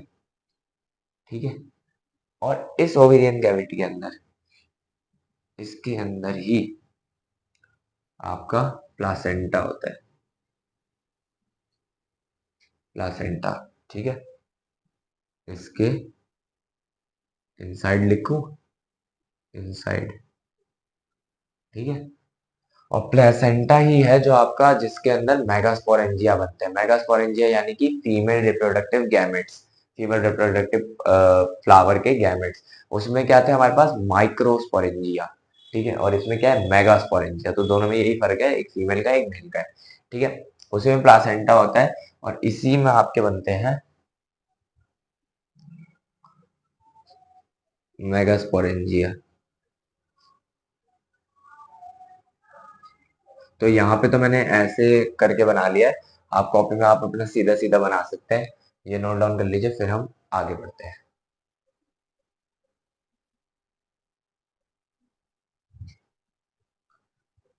तो ये आपको क्या दिख रहा है, ये है आपका एक ओव्यूल का डायग्राम। अब ओव्यूल क्या होता है, देखो मैंने आपको बताया ना, मेगास्पोरेंजिया बन जाते हैं। ठीक है, मेगास्पोरेंजिया क्या कहते हैं, मेगास्पोर्स बनाते हैं, मेगास्पोर्स गैमेट्स। ठीक है ना। उसके बाद मेगास्पोर्स क्या करते हैं, आगे जाते हैं ओव्यूल्स बनाते हैं, और ओव्यूल्स ही बाद में सीड बनाते हैं। बहुत ही लंबा प्रोसेस है। कई कई जो प्लांट्स हैं उनमें क्या बोलते हैं, कई कई जो फ्रूट्स हैं उनमें आपका एक ओवरी भी हो सकता है, ओव्यूल भी हो सकता है। जैसे कि आपका व्हीट या पैडी, पैडी यानी कि धान। ठीक है, और व्हीट यानी कि गेहूं।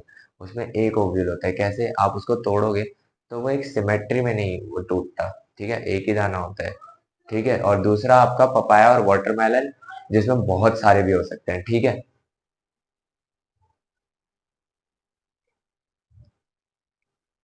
तो मैं बात कर रहा था कि आपका किसी किसी में एक भी ओव्यूल हो सकता है, जैसे कि व्हीट और पैडी, धान। और किसी किसी में बहुत सारे ओव्यूल भी हो सकते हैं, यानी कि आपका पपाया और वाटरमेलन। उसमें आपने देखा है ना, जब आप फ्रूट को तोड़ते हो तो बहुत सारे सीड्स निकलते हैं, तो वो ओव्यूल्स ही हैं। ठीक है, तो ये है एक ओव्यूल का डायग्राम। सबसे पहले इसे समझ लेते हैं। ठीक है, और ये मेन भी है, तो इसे जरूर याद कर लीजिए आप लोग। ठीक है, जो सबसे ऊपर आपका होता है, ये होता है फनिकल।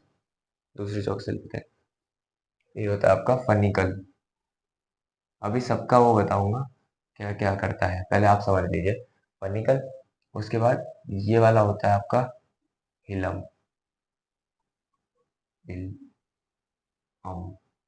उसके बाद यहाँ पे जो आपको थोड़ा सा गैप दिख रहा है ना, ये होता है आपका माइक्रोपाइल। ठीक है, और ये जो है ये होता है आपका माइक्रोपाइलर पोल।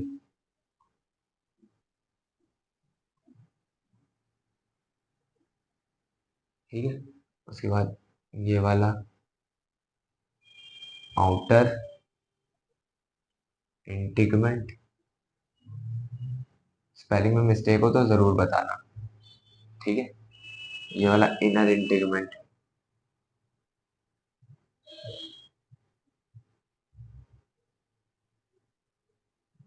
ठीक है, यहाँ ये जो है, इसको ध्यान से समझना, ये होता है आपका न्यूसेलस। न्यूसेलस होता है, याद रखना, न्यूक्लियस नहीं होता, न्यूसेलस होता है। और यहाँ पे आपका होता है एम्ब्रियो सैक।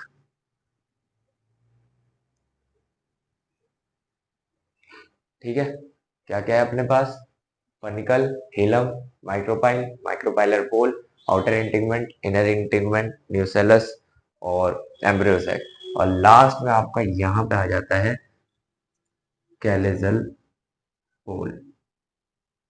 अब ये सब है क्या, करते क्या है, ये सब सुन लीजिए। पहले इसे आप अपनी कॉपी में जरूर बनाएंगे, ठीक है।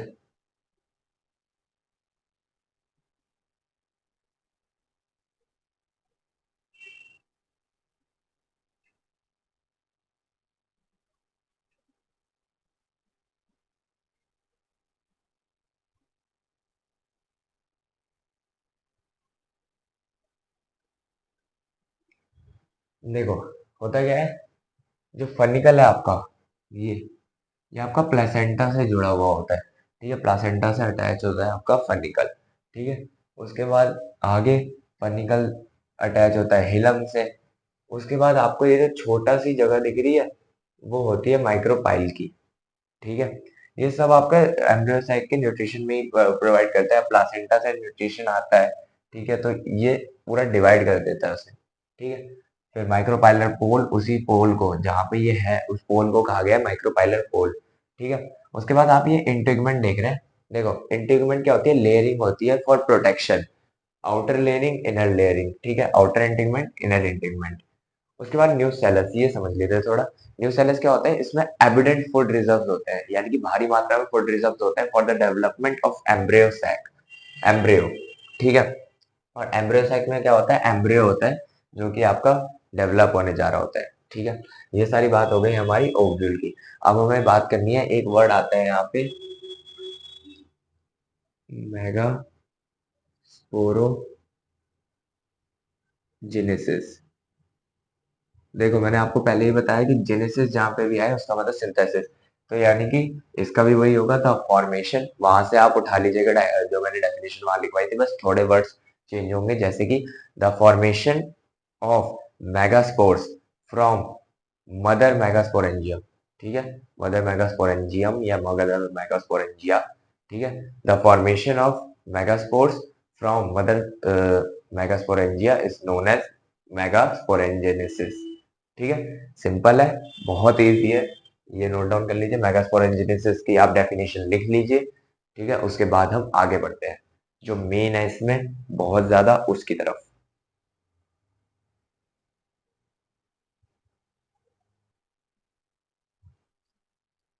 देखो, मेगास्पोरोजेनेसिस को थोड़ा सा और समझते हैं। होता क्या है, गैमेट बनाने के लिए हमें क्या करना पड़ता है, कौन सी डिवीजन, कमेंट में बताओ, ऐसे तो बता नहीं पाओगे। देखो, मैं बता देता हूँ, जिसने बता दिया उसका वेरी गुड, जिसने नहीं बता पाए कुछ का वो बुला, ठीक है। तो क्या होता है, गैमेट फॉर्मेशन के लिए हमें क्या करना होता है, माइटोटिक सॉरी मियोटिक डिवीजन करना होता है, ठीक है। मियोटिक डिवीजन करना होता है, तो मियोसिस से कितने वो बनेंगे, एक उससे कितने बनेंगे, चार, ठीक है। लेकिन इसमें होता क्या है, देखो, एक उससे, ये 2n की प्लॉइडी है, ये n n हो जाएंगे। उसके बाद जो सेकंड वाला होगा, एक, दो, तीन, चार, एन एन एन एन। अब इसमें ना माइक्रो जो आपका मेगास्पोरेंजिनेसिस रहता है, वो थोड़ा सा अलग है आपका दूसरे वाले से। उसमें क्या होता था, आपके चारों बच जाते थे और पोलन ग्रेन्स बहुत सारे बन जाते थे। लेकिन इसमें क्या होता है ना, ये जो तीन है वो डीजनरेट हो जाते हैं, यानी कि खत्म हो जाते हैं। और ये जो एक है ना, यही आपका पूरा एम्ब्रियोसाइक बनने की दिशा में चले जाता है। होता क्या है, फिर से बता रहा हूँ। देखो, एक बना, उसने चार बनाए एज अ रिजल्ट, लेकिन चारों में से आपके तीन डीजनरेट हो गए और एक बचा जो कि चला एम्ब्रियोसैक की फॉर्मेशन में, ठीक है। एम्ब्रियोसैक की फॉर्मेशन में ये जाता है और इस फॉर्मेशन को हम कहते हैं मोनोस्पोरिक डेवलपमेंट। देखो, मोनो का मतलब एक, एक की डेवलपमेंट हो रही है ना, एक, ठीक है। एक की हो रही है डेवलपमेंट एम्ब्रियोसाइक के रूप में, तो इस डेवलपमेंट को हम कहते हैं मोनोस्पोरिक डेवलपमेंट। अब जो सबसे मेन है ना इसमें, वो है इसका 7 सेल्ड और 8 न्यूक्लिएटेड स्ट्रक्चर। इसमें बहुत ज्यादा गलती होती है और बहुत हायर चांसेस होते हैं कि आपका पेपर में आएगा ही आएगा, तो उसे समझना बहुत ज्यादा जरूरी है। तो इसे नोट डाउन कर लीजिए, ठीक है। फिर हम आगे बढ़ते हैं।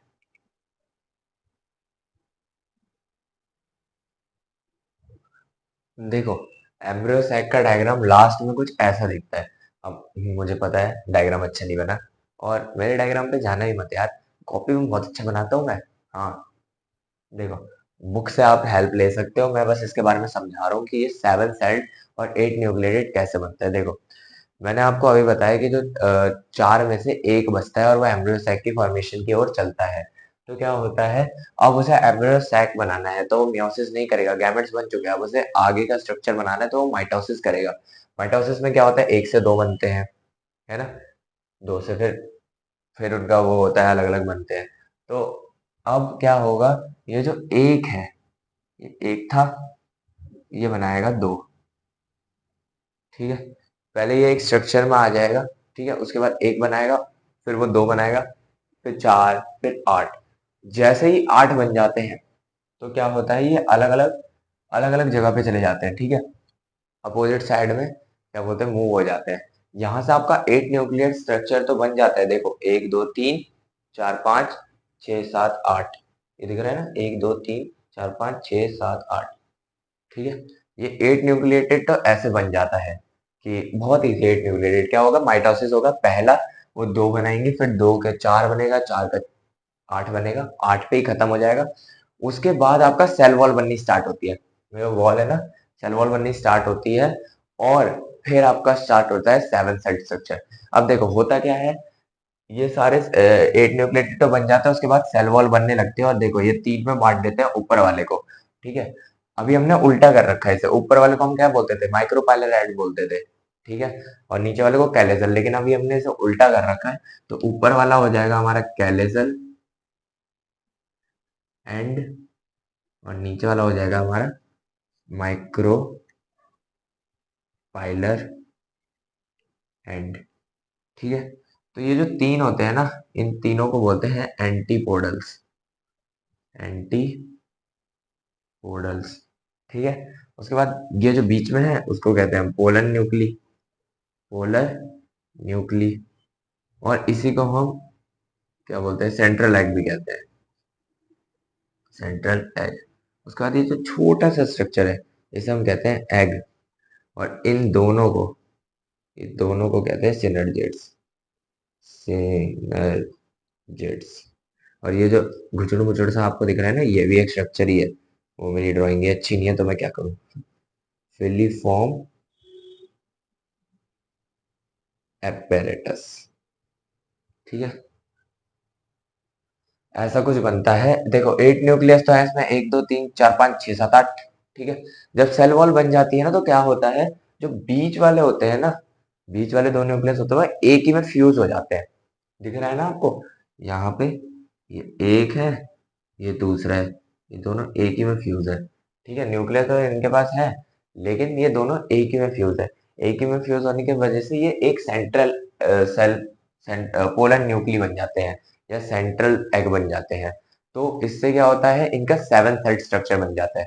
बहुत आसान है। देखो, माइटोसिस से क्या हुआ, 8 न्यूक्लियस बने, और जब माइटोसिस के बाद सेल वॉल बनना स्टार्ट हुई तो बीच के जो दो न्यूक्लियस होते हैं वो आपस में फ्यूज हो जाते हैं। देखो न्यूक्लियस अलग अलग रहता है, लेकिन जो बीच के वो होते हैं आपके, वो फ्यूज होके एक सेल बन जाते हैं। दो न्यूक्लियस है उसमें, लेकिन एक सेल बन गया। ठीक है, तो इसलिए वो बन जाता है 7 सेल स्ट्रक्चर। अब क्या होगा, ये तीन, ये चार पाँच छः, अब इस पूरे को मैं एक साथ गिनूंगा सेल के लिए। और लेकिन अगर न्यूक्लियस की बात करेंगे तो एक दो तीन चार पाँच छः सात आठ। ठीक है, ऐसे आपका 7 सेल्ड और 8 न्यूक्लियेटेड स्ट्रक्चर कंप्लीट होता है। बहुत ही इजी लैंग्वेज में सिखाया है, लंबा चौड़ा इसका वो बनता है। ठीक है, लंबा चौड़ा पैराग्राफ बनता है कि ये हुआ वो हुआ ये हुआ। आपको बहुत ही इजी लैंग्वेज में मैंने समझा दिया। क्या होगा, माइटोसिस होगा, उससे क्या होगा, आपका बनेगा 8 न्यूक्लिएटेड पे वो रुक के फिर सेल वॉल का डिस्ट्रीब्यूशन स्टार्ट कर देगा। सेल वॉल बनने से आपके जो दो बीच में होंगे वो एक ही में फ्यूज हो जाएंगे और एक सेल बना लेंगे। एक सेल बना लेंगे तो हमारा वो 7 सेल्ड हो जाएगा, और न्यूक्लियस की बात करेंगे तो 8 न्यूक्लियस रहेंगे। ठीक है, तो यहाँ पे हमारा खत्म होता है the main 7 sailed 8 nucleated structure, और इसी के साथ हमारा खत्म होता है female reproductive part of the flower. कोई दिक्कत नहीं ना? बहुत इजी वे में समझा रहा हूँ, बहुत ही मजा आएगा। अब देखो, चैप्टर का जो बेसिक और थोड़ा दिमाग खाने वाले वो थे ना, वो सारे निकल गए। अब आपको मजेदार चीजें आएंगी और जो आपने पहले पढ़ भी रखी है। तो ज़्यादा आपको दिक्कत नहीं होगी। अब पॉलिनेशन है, डबल आपको बस डबल फर्टिलाइजेशन में थोड़ा दिमाग लगाना पड़ेगा। अभी भी हम प्री फर्टिलाइजेशन स्ट्रक्चर्स पे ही चल रहे हैं, ये याद रखना। ठीक है, तो ये नोट डाउन कर लो, उसके बाद हम पढ़ते हैं पॉलिनेशन।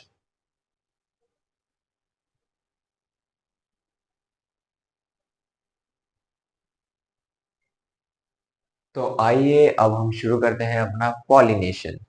पॉलिनेशन की डेफिनेशन आपको 8th या 7th से सिखाई जा रही होगी कि पॉलिनेशन क्या होता है। तो बताओ क्या होता है? कमेंट सेक्शन आपने खुला पड़ा है। देखो पॉलिनेशन क्या होता है, मैं भी बता देता हूँ। आपकी डेफिनेशन अलग हो तो कोई नहीं, बस मिलती जुलती वर्ड्स सेम होने चाहिए, एक दो, ठीक है। पॉलिनेशन क्या होता है बता देता हूँ, लिखो। द मैकेनिज्म, द मैकेनिज्म या फिर process of transfer of pollen grains to the stigma of the flower. ठीक है, क्या समझे कि पोलन ग्रेन्स का स्टिग्मा तक पहुंचने का प्रोसेस या कि ट्रांसफर का प्रोसेस ही कहलाता है हमारा पॉलिनेशन। सिंपल, ठीक है, इसे तो लिखने की भी जरूरत नहीं है, आप बोल के ही समझ लोगे।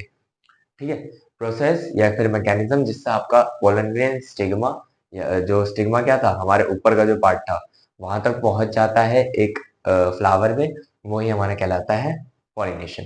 देखो एजेंट्स ऑफ पॉलिनेशन बहुत सारे होते हैं, यानी कि आपने बचपन में ही पढ़ा होगा पॉलिनेशन। देखो प्लांट का ना खुद का कुछ होता नहीं है, मतलब खुद से वो कुछ कर नहीं सकते। चल फिर तो सकते नहीं है कि मैं उधर चले जाता हूँ हो जाएगा, या मैं इधर आ जाती हूँ हो जाएगा।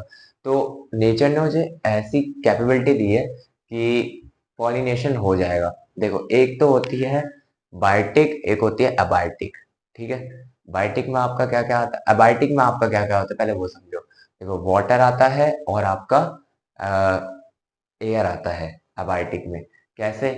जब प्लांट आपका पोलन ग्रेन बना लेता है, वो मैंने आपको बताया था, डिहाइड्रेट होने के बाद फट जाता है, जो आपकी सारी लेयर्स होती है वो डिग्रेड हो जाती है, फट जाती हैं। तो फिर क्या होता है ना, पोलन ग्रेन बहुत ही छोटे होते हैं साइज में और हल्के होते हैं, तो वो एयर के साथ ना फ्लो कर जाते हैं और फिर उस जगह पे पहुंच के जब आपका स्टिग्मा पे पहुंच जाते हैं तो वो एक पोलन ट्यूब बना लेते हैं और फिर फर्टिलाइजेशन का प्रोसेस जो कि हम आगे पढ़ने वाले हैं वो होता है।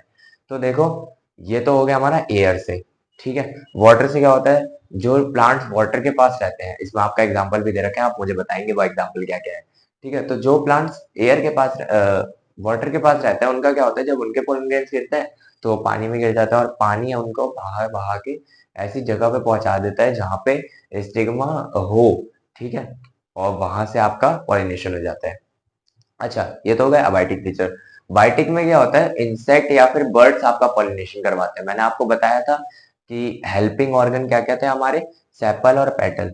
जो हमारे पेटल्स होते हैं वो सुंदर होते हैं, अट्रैक्टिव होते हैं, तो वो अट्रैक्ट करते हैं बर्ड्स और इंसेक्ट्स को अपनी तरफ आने के लिए। देखो वो नेक्टर देते हैं उन्हें, नेक्टर यानी कि जो उनका रस होता है, ठीक है, मीठा, वो उन्हें देते हैं। और बदले में वो लोग क्या करते हैं, जाने या अनजाने में वो लोग उनके पैरों में चिपक जाते हैं पोलन ग्रेन्स, और वो चले जाते हैं इधर से उधर।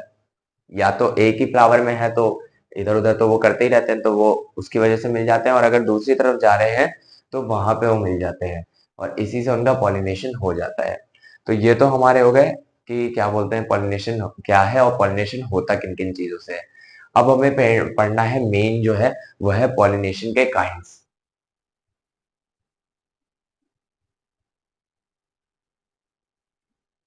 ऐसा तो नहीं लग रहा है ना चैप्टर भाग रहा है? नहीं ना, एक एक चीज बता रहा हूँ। अगर ऐसी कोई भी चीज है जो अभी तक मुझसे छूट गई है तो प्लीज वो आप मुझे कमेंट सेक्शन में बताएंगे। ठीक है, और मैं उसके लिए एक अलग से वीडियो बना दूंगा, क्योंकि अब इसमें तो घुसेगा नहीं। ठीक है, तो काइंड्स ऑफ पॉलिनेशन आपके तीन काइंड्स होते हैं। ठीक है,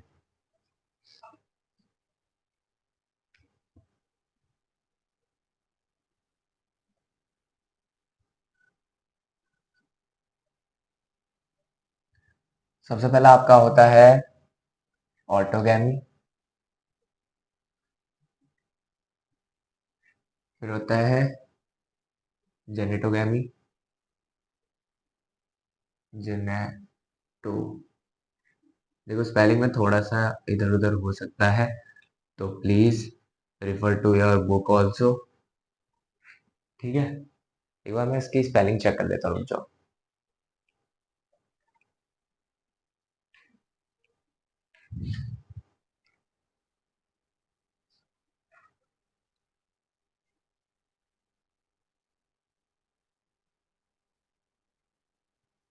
जी टोनो होता है,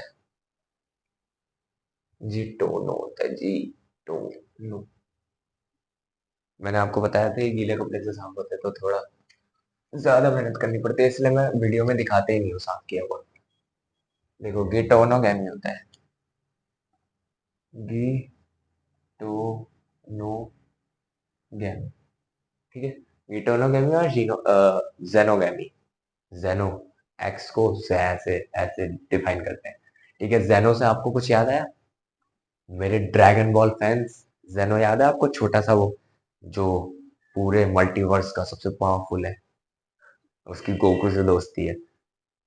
ये सब बोलने के बाद मुझे अकीरा सर की याद आ गई। इस वीडियो के माध्यम से मैं उन्हें भी श्रद्धांजलि देता हूँ। बहुत ही ज्यादा उन्होंने हमारा बचपन इतना ज्यादा फैसिनेटिंग और इंटरेस्टिंग बनाया। उनकी वजह से हमें क्या क्या सीखने को मिला यार। मतलब ड्रैगन बॉल जैसी सीरीज जो आज तक बन नहीं सकती, उस सीरीज से कितने लोग इंस्पायर हुए, कितनों ने अपने एनिमे चलाए, लेकिन ऐसा एनिमे नहीं बन पाया। चलो छोड़ो उस बात को। तो मैं बात कर रहा था ऑटोगैमी, गिटोनोगैमी और जीनोगैमी के बारे में। अभी इन तीनों में फर्क क्या है?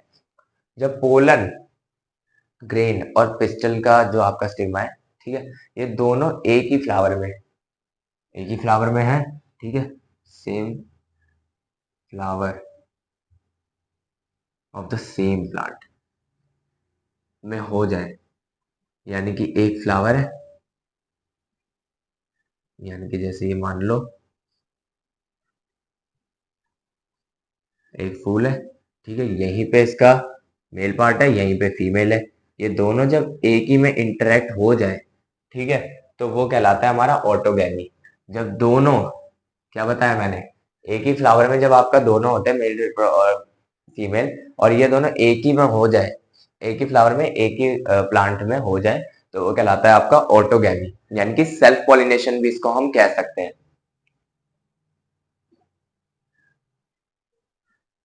ठीक है। Same flower of the same plant में जब आपका होते हैं, तब वो कहलाता है ऑटोगैमी, जिसे हम सेल्फ पॉलिनेशन भी कह सकते हैं, ठीक है। अब गिटोनोगैमी को देखते हैं।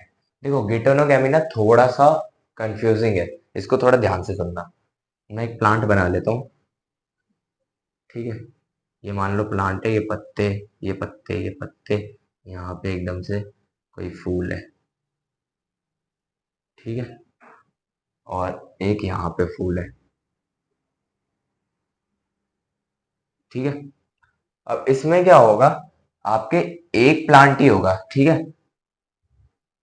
Same plant but different flower, different flower. इसमें क्या होगा, देखो सेम प्लांट होंगे, इसमें भी वो है, इसमें भी है, ठीक है, दोनों में ही मेल और फीमेल दोनों पार्ट है, लेकिन क्या होगा, पोलन ग्रेन यहां से उड़ के यहां आ जाएंगे। एक ही प्लांट में जब दो अलग अलग फ्लावर में फर्टिलाइजेशन होगा, ठीक है, फ्यूजन होगा, तब आपका ये कहलाएगा गिटोनोगैमी, ठीक है।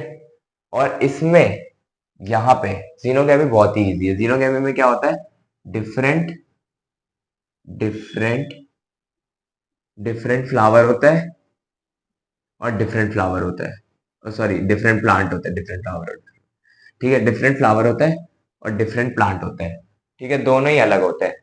जैसे कि ये अलग है, ये अलग है, ठीक है। ये प्लांट बना लेता हूँ मैं जल्दी से, ठीक है, और ये एक है। अब जो मैंने आपको बताए थे ना, उनसे क्या होगा, जो मैंने आपको बताए थे कि कैसे ट्रांसफर होता है, ठीक है, उनसे क्या होगा, यहाँ के उड़ के यहाँ आ जाएंगे, या फिर यहाँ के उड़ के यहाँ भी आ सकते हैं। तो ये कहलाता है आपका जीनोगैमी, और जीनोगैमी ही टोटली क्रॉस पॉलिनेशन दिखाता है, ठीक है। टोटली क्रॉस पॉलिनेशन हम इसे कहेंगे। देखो इसे भी क्रॉस पॉलिनेशन कहेंगे, लेकिन ये पूरा नहीं है। एक ही प्लांट में हो रहा है, क्या पता इसी में हो जाए, बहुत कम चांसेस होते हैं, ठीक है, तो इसको हम पूरी तरह से क्रॉस पॉलिनेशन नहीं कहेंगे, मगर जो आपका जीनोगैमी होता है इसे हम पूरी तरह से क्रॉस पॉलिनेशन कहते हैं। तो सेल्फ पॉलिनेशन, ठीक है, एक ही फ्लावर है एक ही प्लांट में और उसी में सब कुछ हो रहा है, ठीक है। दूसरा है एक ही प्लांट है लेकिन अलग अलग फ्लावर में हो रहा है, और तीसरा है अलग प्लांट है अलग फ्लावर में हो रहा है। तो ये आपका हो गया पॉलिनेशन के काइंड्स। अच्छा देखो, एक और ना ऑटोगैमी में एक आता है, टर्म आती है दो, कैस्मोगैमस, चौक भी ठीक से नहीं चलती यार ये वाली, कैस्मोगैमस और क्लिस्टोगैमस। अच्छा, कैस्मोगैमस और क्लिस्टोगैमस फ्लावर्स, अब इन दोनों में क्या फर्क है? तो कैस्मोगैमस क्या होता है ना, कैस्मोगैमस में आपको अदर स्पीसीज के जो जेनेटिक्स हैं वो दिख सकते हैं। क्यों? क्योंकि ये ओपन रहते हैं, ठीक है, इनके जो पिस्टल है वो ओपन रहता है और ये क्रॉस पॉलिनेशन को बढ़ावा देते हैं, ठीक है। तो ओपन रहते हैं ये लोग, ठीक है। और क्लिस्टोगैमस में, लेकिन क्लिस्टोगैमस में क्या होता है, ये क्लोज रहते हैं और ये सिर्फ सेल्फ पॉलिनेशन को बढ़ावा देते हैं, ठीक है। जो आपका एंथर वेंथर ये सब क्लोज रहता है और ये सेल्फ पॉलिनेशन को बढ़ावा देता है, और कैस्मोगैमस ओपन रहते हैं, ठीक है। तो यहाँ आपका खत्म होता है पॉलिनेशन। अब आगे हम बढ़ते हैं अपना सेकंड पार्ट जो हमारा फर्टिलाइजेशन का था उसमें, ये नोट डाउन कर लीजिए।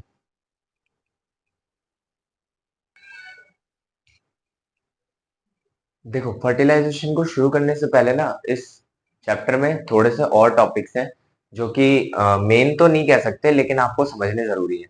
देखो, सबसे पहले होता क्या है कि कुछ आउटब्रीडिंग डिवाइसेस है। आउटब्रीडिंग डिवाइसेस का मतलब क्या है?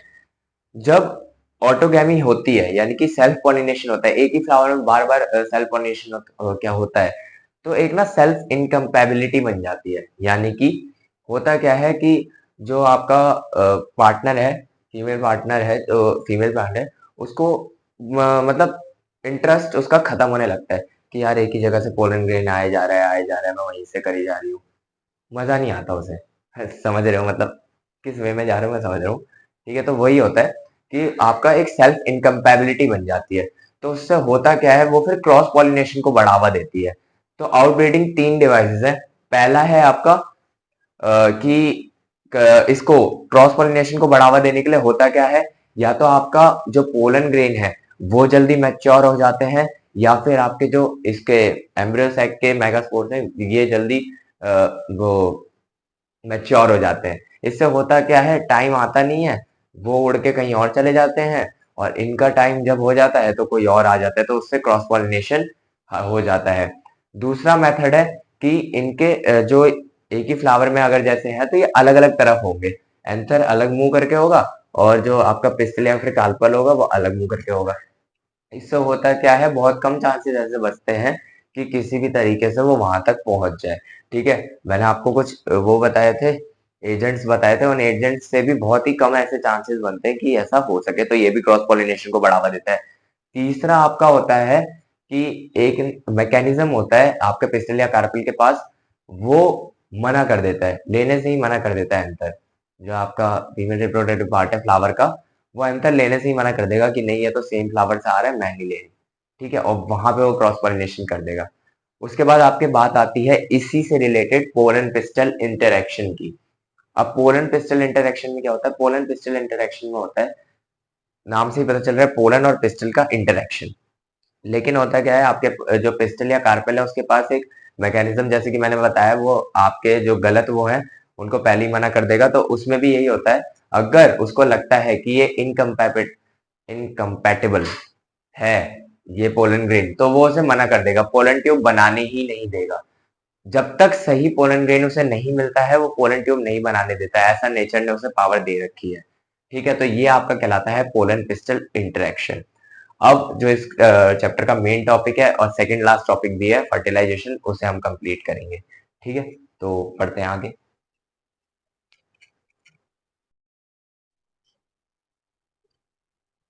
तो आइए अब चलते हैं अपना फर्टिलाइजेशन के पार्ट पे। तो हमने अभी तक पढ़ लिया है प्री फर्टिलाइजेशन में क्या क्या होता है, कैसे मेल रिप्रोडक्टिव पार्ट जो फ्लावर का है वो गैमेट प्रोड्यूस करता है, जैसे फीमेल रिप्रोडक्टिव पार्ट जो फ्लावर का है वो गैमेट प्रोड्यूस करता है। अब उन दोनों के मिलने का हम पढ़ेंगे कि उन दोनों के मिलने से क्या क्या होता है, वो हम पढ़ेंगे फर्टिलाइजेशन में। देखो फर्टिलाइजेशन मैंने आपको पहले ही बताया था कि फर्टिलाइजेशन का मतलब होता है fusion of male and female gamete. इसमें एक और वर्ड यूज होगा सिंगैमी, SYNGAMY, सिंगैमी, तो उससे भी घबराना नहीं है, वो भी फर्टिलाइजेशन ही होता है। अब देखो इस टॉपिक का नाम है, लिख लेते हैं,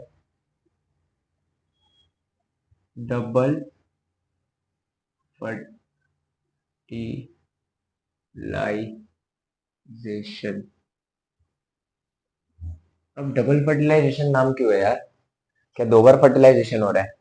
यस, दो बार फर्टिलाइजेशन हो रहा है। कैसे? देखो मैंने आपको बताया था कि मान लो जो एम्ब्रियो साइट है, ठीक है, अब इसमें क्या हो रहा है, आपका पोलन ग्रेन आया, ठीक है, मैंने आपको बताया था कि पोलन ग्रेन में आपके कोई कोई थ्री सेल्ड होते हैं, ठीक है। तो क्या होता है, जो आपका सेल है ना, और मैंने आपको ये भी बताया था कि जनरेटिव सेल ही सिर्फ, जो आपका फर्टिलाइजेशन है उसमें से जनरेटिव सेल ही काम आती है। आपका जो दूसरा वाला सेल था वो काम रिप्रोडक्शन में नहीं आता है, ठीक है।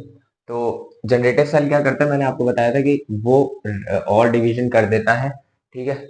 ये जैसे मान लो जनरेटिव सेल है, ये जनरेटिव सेल है, ये और डिवीजन कर देता है, ठीक है, और इससे एक और बन जाते हैं या दो और बन जाते हैं। तो होता क्या है, जब आपका जो स्टिग्मा होता है उसके ऊपर पोलन ग्रेन आता है, तो पहला वाला जो है, मान लो कैसे समझाओ यार, एक मिनट रुकना।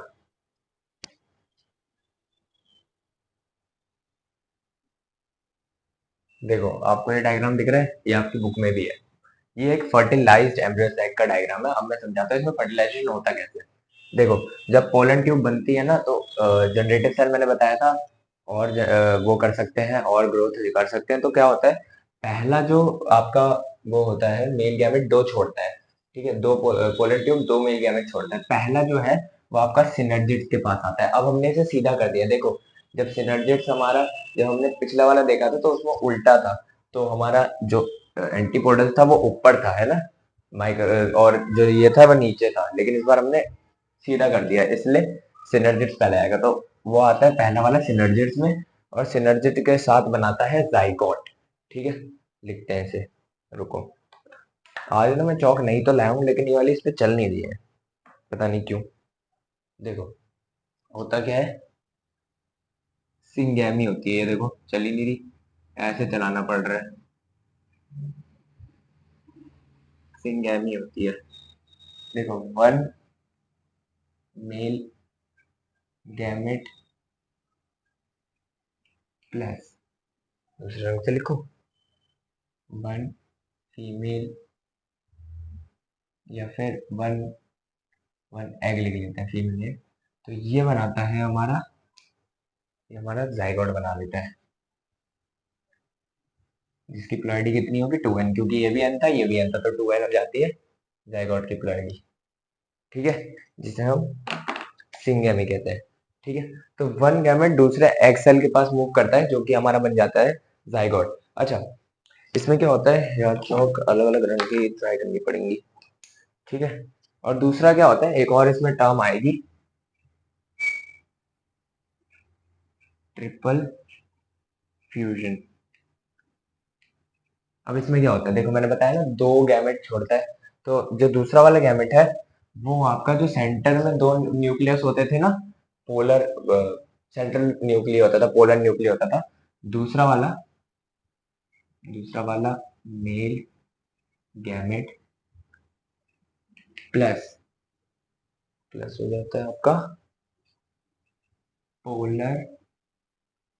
देखो यार अगर नहीं दिख रहा है तो I am very very sorry, ठीक है, तो कोशिश तो पूरी कर रहा हूँ। पोलर न्यूक्लियस के साथ, जो कि आपका पी ई, हाँ एन बनाता है, पीई एन बनाता है, ठीक है। पीई एन क्या होता है, पीई एन की फुल फॉर्म है प्राइमरी, प्राइमरी एंडोस्पर्म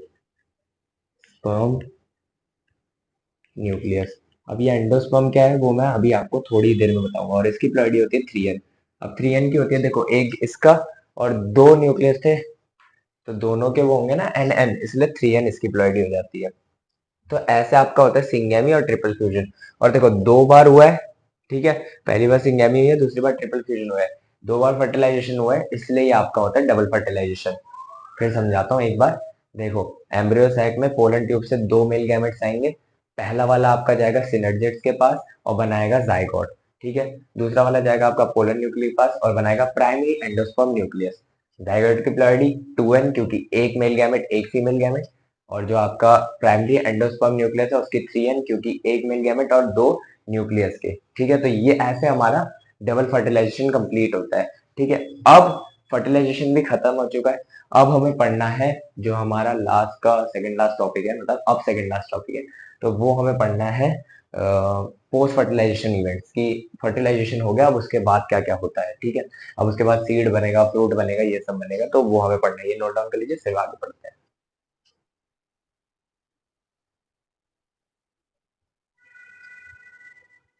तो ये सब मैंने क्या लिख दिया समझाता हूँ।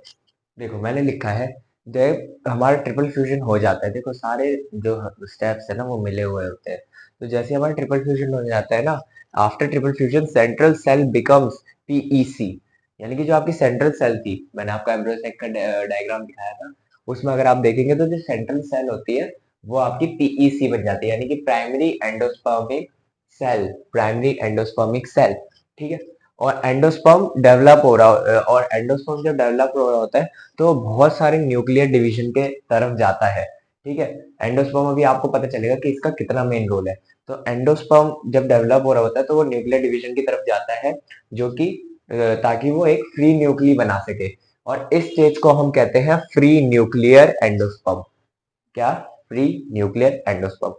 बाद में आपके एंडोस्पर्म के ऊपर बहुत सेल वॉल आने लगती है, और डिवीजन के बाद वो कंप्लीट होने के बाद बन जाता है एंडोस्पर्म आपका सेलुलर।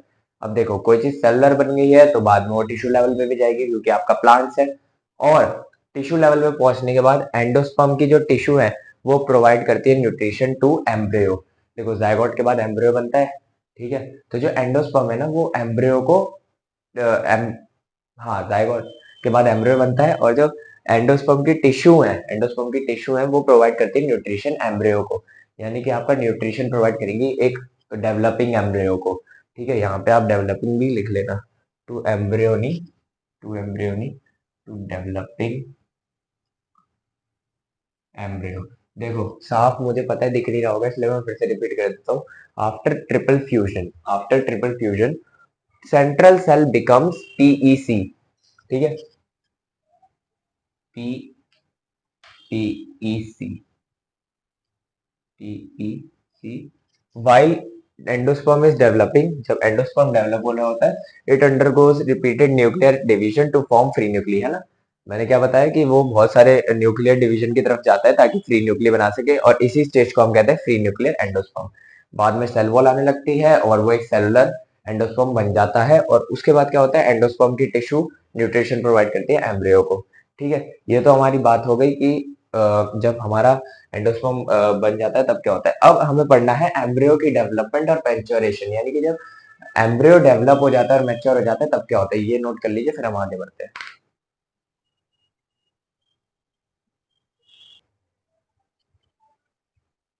अच्छा, अब आपका ट्रिपल फ्यूजन हो गया, फर्टिलाइजेशन मतलब ट्रिपल फ्यूजन हो गया, और आपका एंडोस्पर्म भी बन गया। अब एंडोस्पर्म क्या करेगा, एंडोस्पर्म की टिश्यू प्रोवाइड करती है nutrition for the embryo, developing embryo.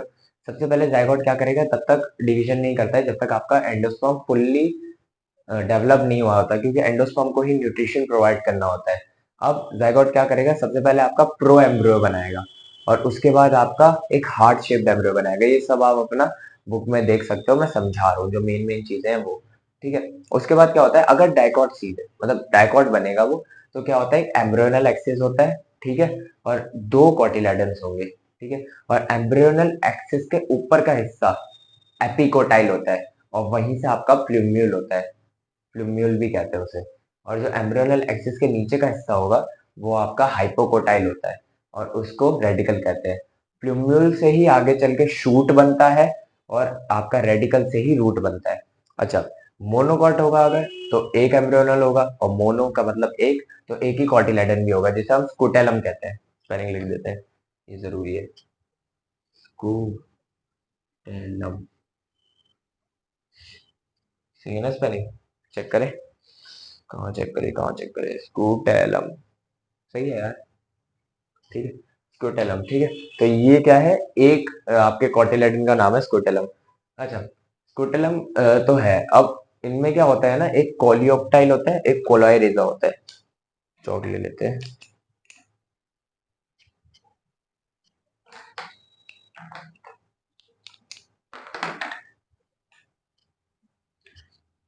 यार।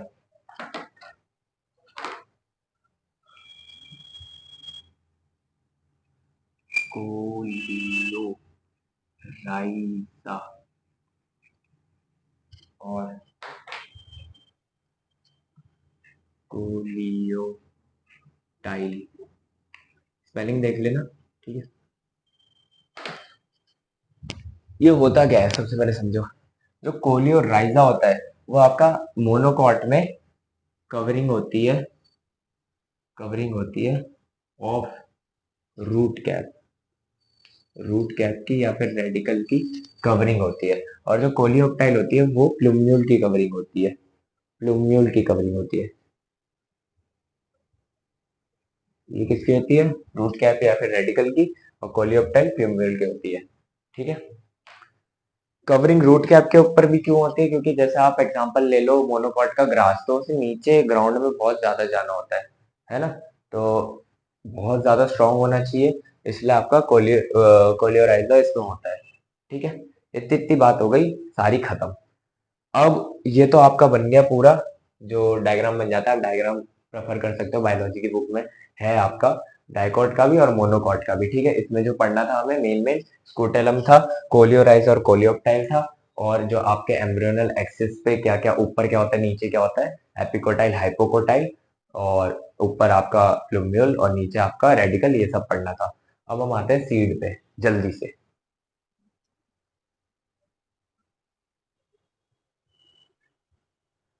तो अब अगर हम सीड की बात करें, तो सीड के बारे में अगर आपसे कोई पूछे कि सीड क्या होता है, तो सीड होता है आपका फर्टिलाइज ओव्यूल।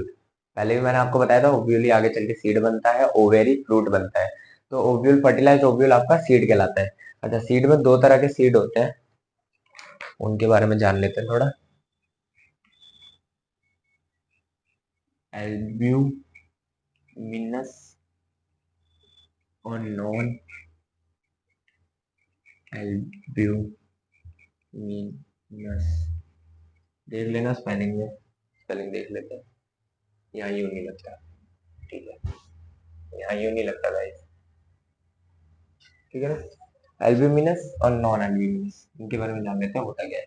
देखो, एल्ब्यूमिनस वो होते हैं जिसमें आपके एंडोस्पर्म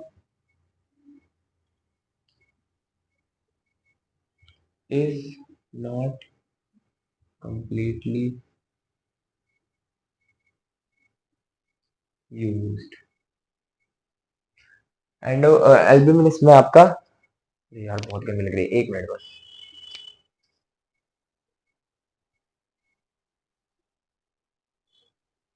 हाँ, एल्ब्यूमिनस आपके वो होते हैं जिसमें आपका जो एंडोस्पर्म है वो कंप्लीटली यूज नहीं होता है। इसके एग्जांपल है आपका मेज हो गया, वीट हो गया, यानी कि एंडोस्पर्म जो न्यूट्रिटिव था वो बचा हुआ होता है। और एल्ब्यूमिनस क्या होते हैं, नॉन एल्ब्यूमिनस होते हैं जिनमें जिनमें आपका पूरी तरह से एंडोस्पर्म इज यूज्ड। और इसके एग्जांपल होते हैं आपके पी एंड ग्राउंडनट। देखो, जिसमें नॉट लगेगा ना, जिसमें कंप्लीटली नॉट यूज होता है वो एल्ब्यूमिनस होता है, और नॉन में हो जाते हैं पूरी तरह से। थोड़ा सा उल्टा है, घुमावदार है, आपको समझना पड़ेगा, इसमें आप निमोनिक्स यूज नहीं कर सकते हो। अच्छा, इसमें आपका एक और चीज आती है, ठीक है। कुछ सीड्स में ना न्यूसेलस बच जाता है, न्यूसेलस भी न्यूट्रिशन ही प्रोवाइड करता था, आपको याद है, ठीक है। तो न्यूसेलस बच जाता है, और न्यूसेलस जिसमें बच जाता है उसे हम कहते हैं पेरिस्पर्म, ठीक है। न्यूसेलस बच जाता है उसे हम पेरिस्पर्म कहते हैं। इसका एग्जांपल है आपका ब्लैक पेपर, ठीक है, ब्लैक पेपर।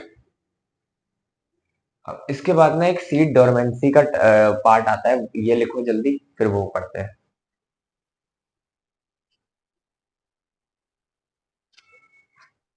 ओ जादू हो रहा है। तो आइए अब जानते हैं डोरमेंसी के बारे में। डोरमेंसी क्या होता है? बहुत ही आसान है। देखो, डोरमेंसी डोरमेंट कंडीशन, इसमें होता है क्या है, आपने चने का एग्जांपल लिया है। चना, काले चने खाते होंगे यार, बॉडी वॉडी बनाते होंगे, मैं तो बनाते हूँ, छोड़ो।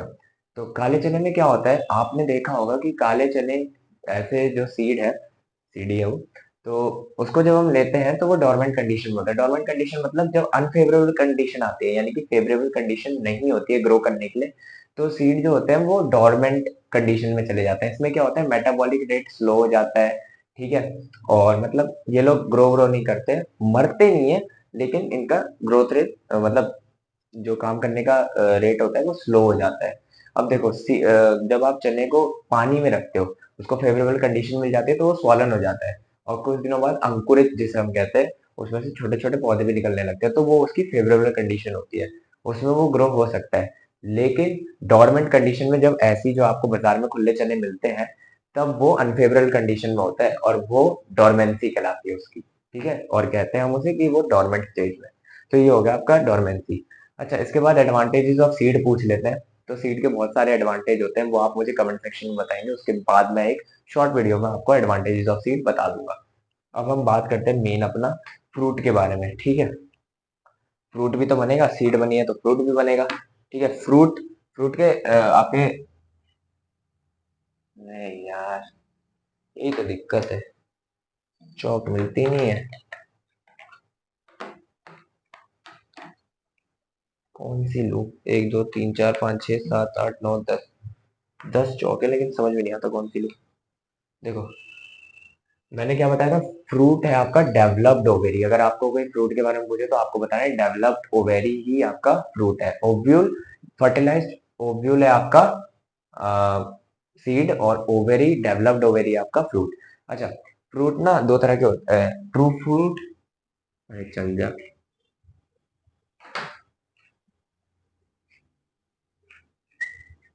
True fruit and false fruit, false fruit. अब ये क्या होता है?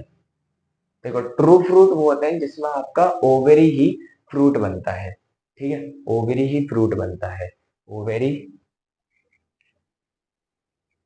Becomes fruit. और फॉल्स फ्रूट वो होते हैं जिसमें ओवेरी के साथ साथ कोई और पार्ट भी आपका फ्रूट बनने में मदद करता है, जैसे कि थैलेमस ने मदद कर दी, thalamus contributes to develop into a fruit।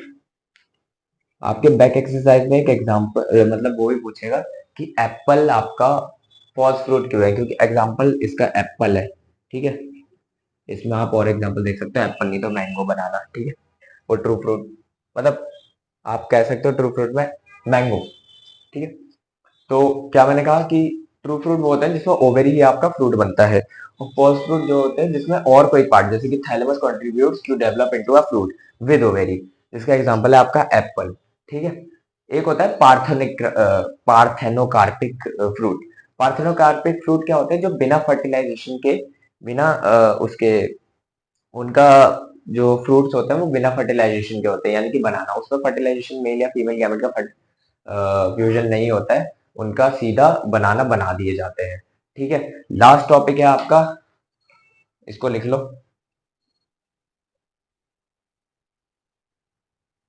तो ये मैंने क्या लिखा है, लास्ट जो आपका टॉपिक था, एपोक्सिमिसिस ऑफ पॉलीएम्ब्रॉयनी। इसके बारे में समझते हैं। एपोक्सिमिसिस होता है formation of seed without fertilisation, यानी कि formation of seed without fertilisation. Parthenocarpic fruit क्या था, जिसमें आपका फ्रूट बनते हैं विदाउट फर्टिलाइजेशन। इसमें क्या है, आपके सीड बनते हैं विदाउट फर्टिलाइजेशन, जैसे कि ग्रास एग्जाम्पल हो गया इसका। और पॉलीएम्ब्रॉयनी में क्या होता है, एक से ज्यादा एम्ब्रियो होते हैं सीड में, ठीक है, जिसका एग्जाम्पल है मैंगो। इसके बारे में ज्यादा और बताया नहीं जाता है, तो मैं भी क्या समझाऊं यार, समझ लो बस, डेफिनेशन से ही समझ लो, और इनके बारे में ज्यादा पूछे भी नहीं जाता। मेन आपका वहां पे गैमेट्स के बारे में आता है, डबल फर्टिलाइजेशन के बारे में आता है, क्या क्या बन जाता है, ट्रिपल फ्यूजन, और PEN, PEC इन चीजों के बारे में ज्यादा पूछा जाता है। एक और टॉपिक रह गया आर्टिफिशियल हाइब्रिडाइजेशन, तो थोड़ा सा पहले आता है वो बता देता हूँ। देखो कभी कभी क्या होता है ना, जो ब्रीडर्स होते हैं यानी कि जो प्लांट उगाते हैं, वो क्या करते हैं, एक मेथड यूज करते हैं जिससे अच्छे और सही पोलन ग्रेन्स चूज हो पिस्टल के लिए। तो वो क्या करते हैं, एंथर जब मैच्योर हो जाता है तो उसे काट देते हैं। ठीक है, एंथर जब मैच्योर हो जाता है उसे काट देते हैं और उसके पोलन ग्रेन्स ले लेते हैं। ठीक है, उसके बाद वो स्टिग्मा को भी क्या करते हैं, बंद कर देते हैं जब वो मैच्योर हो जाते हैं। उसके बाद क्या करते हैं, उसको खोलते हैं और जो एंथर होते हैं उनको छिड़क के फिर बैगिंग कर देते हैं।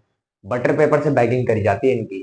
ठीक है, और सही टाइम पे जब पूरी तरह से सब कुछ हो जाता है तो वो उसे उगने के लिए छोड़ देते हैं। इससे क्या होता है, एकदम सही से उनकी जो उनका मनचाहा पोलन ग्रेन होता है वो सही स्टिग्मा पे आ भी जाता है और सही से आपका फर्टिलाइजेशन हो भी जाता है। इसी के साथ हमारा चैप्टर खत्म होता है, चैप्टर 1 जो हमारा था sexual reproduction in flowering plants. तो हमने देखा कि कैसे कैसे एक फ्लावर गैमेट्स बनाता है, कैसे फॉर्म करता है, माइक्रोस्पोर्स, मेगास्पोर्स, उसके बाद फर्टिलाइजेशन कैसे होता है, उसके बाद क्या क्या आपके अंजाम क्या क्या आते हैं, सीड और फ्रूट। ठीक है, तो अगर आपको वीडियो पसंद आया हो तो लाइक करें और मेरे को मोटिवेट करते रहें। ठीक है, और जो गलतियां हुई हो उनके बारे में बताएं। देखो मैं फिर से कह रहा हूँ, क्वालिटी आपको 100% चाहे ना मिले, लेकिन कंटेंट की क्वालिटी आपको 100% देने का मैं दावा करता हूँ। ठीक है, इम्परफेक्ट सर के चैनल पे आपका बहुत बहुत धन्यवाद कि आपने ये चैनल देखा और इसको शेयर करें। और क्या बोलूं यार, राधे राधे।